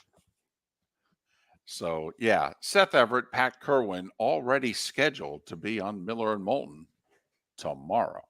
It's time for someone to take back this segment, if for no other reason than to stop David from talking about Meghan and Harry. Here's Mark Miller with Today Was the Day When. Maxine Headroom there. You have to go back a long ways to remember that. Oh, look at you. 1877 is where we start today, David. Wimbledon, for the first time, begins, an all-male tournament at that point. Did they have that music in the background? Dun, dun, dun, dun, dun, dun, dun, dun, dun, dun, dun, dun. How fired up did you used to get to watch the 15 minutes of Wimbledon highlights before Carson? When we didn't get a lot of coverage. You know what I'm talking. You got to go back, but NBC had the rights to Wimbledon, and they would run a 15-minute highlight show before Carson would begin. They'd push Carson back to 11:45. They were usually best ofs anyhow, because Johnny would spend a week at Wimbledon watching. And he was such a devoted fan of tennis, it's the only thing that contractually he would allow to preempt him. But here's how big of a Wimbledon geek I was, Mark. Remember, I grew up in the New York metropolitan area from a television standpoint in kind of north central Jersey. Well, we were the first area of the country really that got HBO. HBO had 3 hours from 5 to 8 every night of Wimbledon. Oh, riveted. I watched those 3 hours for 2 weeks. 1933, the Frankfurt Yellow Jackets were sold, David. They would be rebranded the Philadelphia Eagles. Oh. 1955, Rock Around the Clock's the number one song in the land. I heard it did pretty well. Dick Clark hosts American Bandstand for the first time today in 1956. He kept that gig for a while. So much so that Seacrest said he had it a long time. Today in 66, Jack wins the British, completing the career Grand Slam. Now think about that, by the way. He's 26 years old. Just so you know, Jack completed the career Grand Slam at 26. Today in 77, Watson beats Jack at Turnberry. They called it the Duel in the Sun. The last 2 days they played together, and Watson beats Nicholas. 1981, Donkey Kong released. Were you a Donkey Kong fan? You played a few video games, not very many. No. I was not a huge video game guy because, first off, we didn't have the money for them. And secondly, my mother was big on you get your homework done. And no, I was not a big video game guy. We had a bowling alley about a half mile from the house, had a great arcade. Lived playing pinball and arcade games. I was a Pac-Man. Okay, that one I played. Today in 89 at Wimbledon, Becker beats Edberg. Steffi beats Martina. I was there. I was just going to say that was when you were there. Because of rain, it was the first time in many, many years that the men's and women's finals were held on the same day, and I was lucky enough to have tickets. Today in 95, Sampras wins his third straight Wimbledon, and it was Jerry Garcia's last concert with the Dead, well, in his last concert, period. 1999, American Pie was released. 25 years old. Wow. Yeah. Serena's 22nd Grand Slam title at Wimbledon was today in 2016. And Barbie was released a year ago. O.J. Simpson was born today. John Tesh is 72. Tom Hanks is 68. Courtney Love is 60. And Jack White, the musician, is 49 years old. What did I miss, David? I got two things for you. First off, we took San Francisco from Mexico today in 1846. A lot of people say we could give it back today.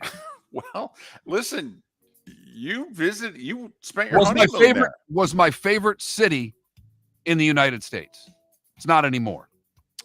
And this for you, I'm very surprised, the music geek that you are, and you threw in a bunch of music notes there. Bob Dylan records Blowing in the Wind today in 62. All right. Heard that did pretty well. Yes.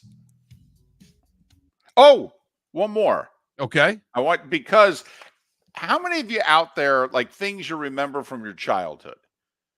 In history class, how many of you remembered the presidents? And how many of you are like, yeah, I never remember. I never had to, so I don't. So I'm really good. I can go from the beginning of the 20th century to today. I can rattle them all off in a row, and I can do our first handful. It's the mid 1800s that I always got screwed up on, still do to this day. Mark, Zachary Taylor died today, President Zachary Taylor in 1850. He attended on July 4th, like the Washington Monument ceremony. I think we hadn't built the monument yet, but we had decided we're gonna, and there was a ceremony and what have you, and he ate a bunch of cherries and he got poisoned, bacteria from the cherries, and he died like 5 days later. And arguably the best name of a president ever, at least for Scrabble, Millard Fillmore became president in 1850 today after Zachary Taylor died. You've heard folks elsewhere mock Florida is gonna Florida. Well, Mark Miller sees it differently. He calls it the good, the bad, and the ugly. What you got, Mark? I don't know if this is really a good. It is for this guy. It may be a pain in the butt to the rest of you. But David Rush broke another record yesterday. He now holds 180 Guinness World Records.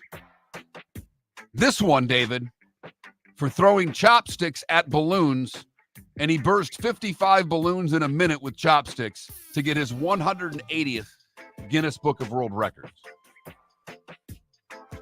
Wow. He is tied with Silvio Saba of Italy. Both of them have 180 Guinness World Record titles at this point. Don't you just have to just say, listen, I'm going to go live a normal life now? I mean, how do you stay in a relationship when you're setting 180 world records? I don't think they have relationships. I think these are their relationships. I was going to say, doesn't everybody in your life just go, you're too weird for me, I'm out? We go to Scotland for the bad, where a Scottish woman was on holiday in Greece and got a drunk tattoo. This one was of her PIN number of her ATM card on her ankle. I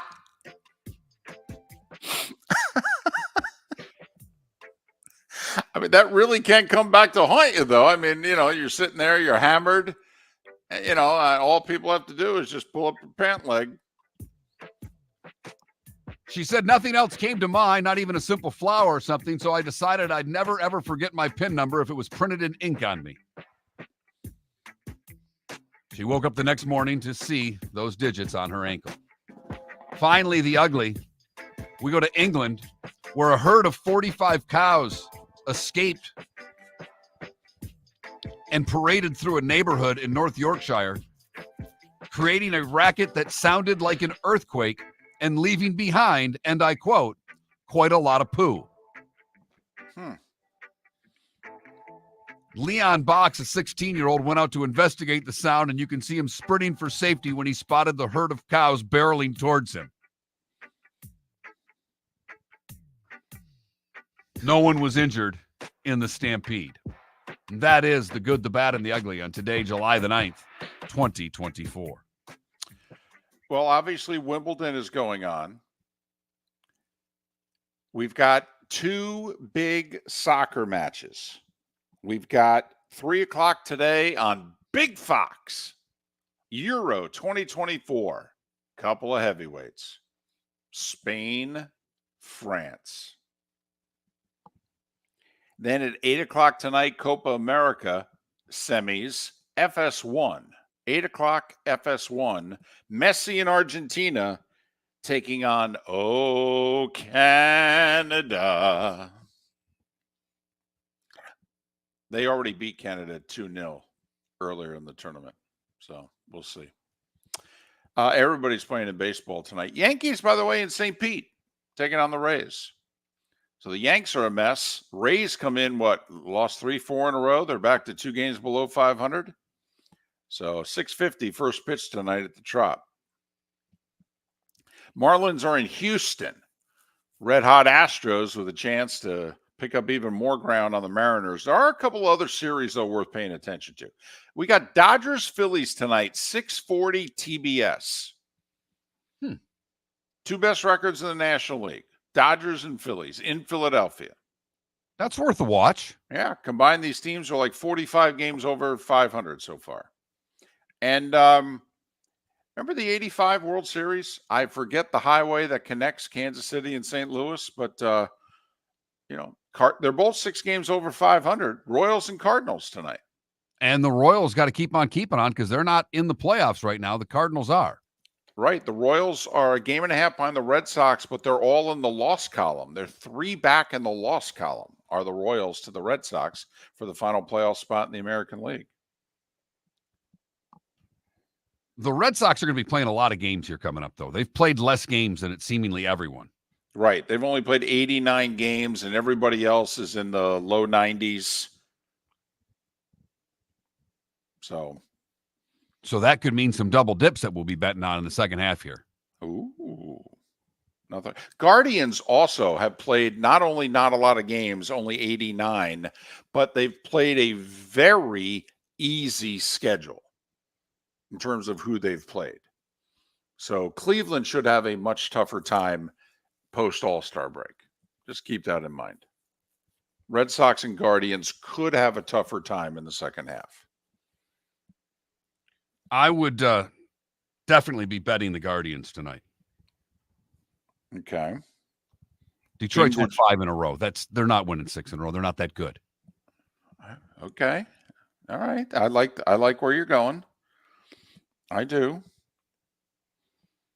They don't score. So, I mean, it does prevent you from winning games when you have a really difficult time scoring runs. That seems to get in the way. I would agree with that. So that would be my bet today. I would take the Guardians. And I guess it's 4 in a row for Detroit because they swept Cincinnati. Men's quarterfinal going on right now. 2 of the top 5 seeds, Sinner and Medvedev. One of the 2 American men left in the tournament. Tommy Paul takes on Alcaraz on court 1 a little bit later on in the quarters. So 2 American men in the quarters. Which is a lot better than we've been doing. We'll see if Fritz can get to the semis. Been a long time since we've actually had more men deeper in the tournament than women in a Grand Slam, particularly Wimbledon. But I think Navarro is the only American woman left, the one who took out Coco Gauff. So, and all the Americans are in the double-digit seeds for what it's worth. Hey, thanks for joining us. You missed any part of the show, millerandmoulton.com, and download it. Seth Everett, Pat Kerwin tomorrow. See you then. Located on the East Trail, locally owned Naples Tiki Bar and Grill is an outdoor eatery next to the Hitching Post Shopping Center. Island and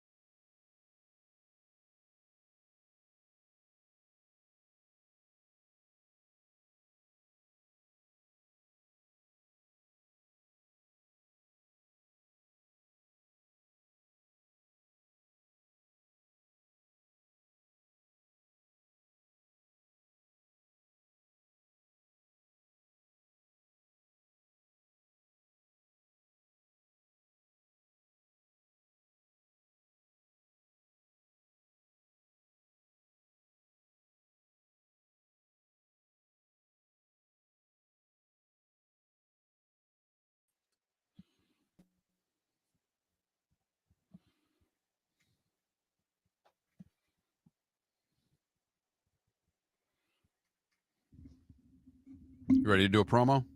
Yeah. Do we have to stop this? Yes, we do. Okay.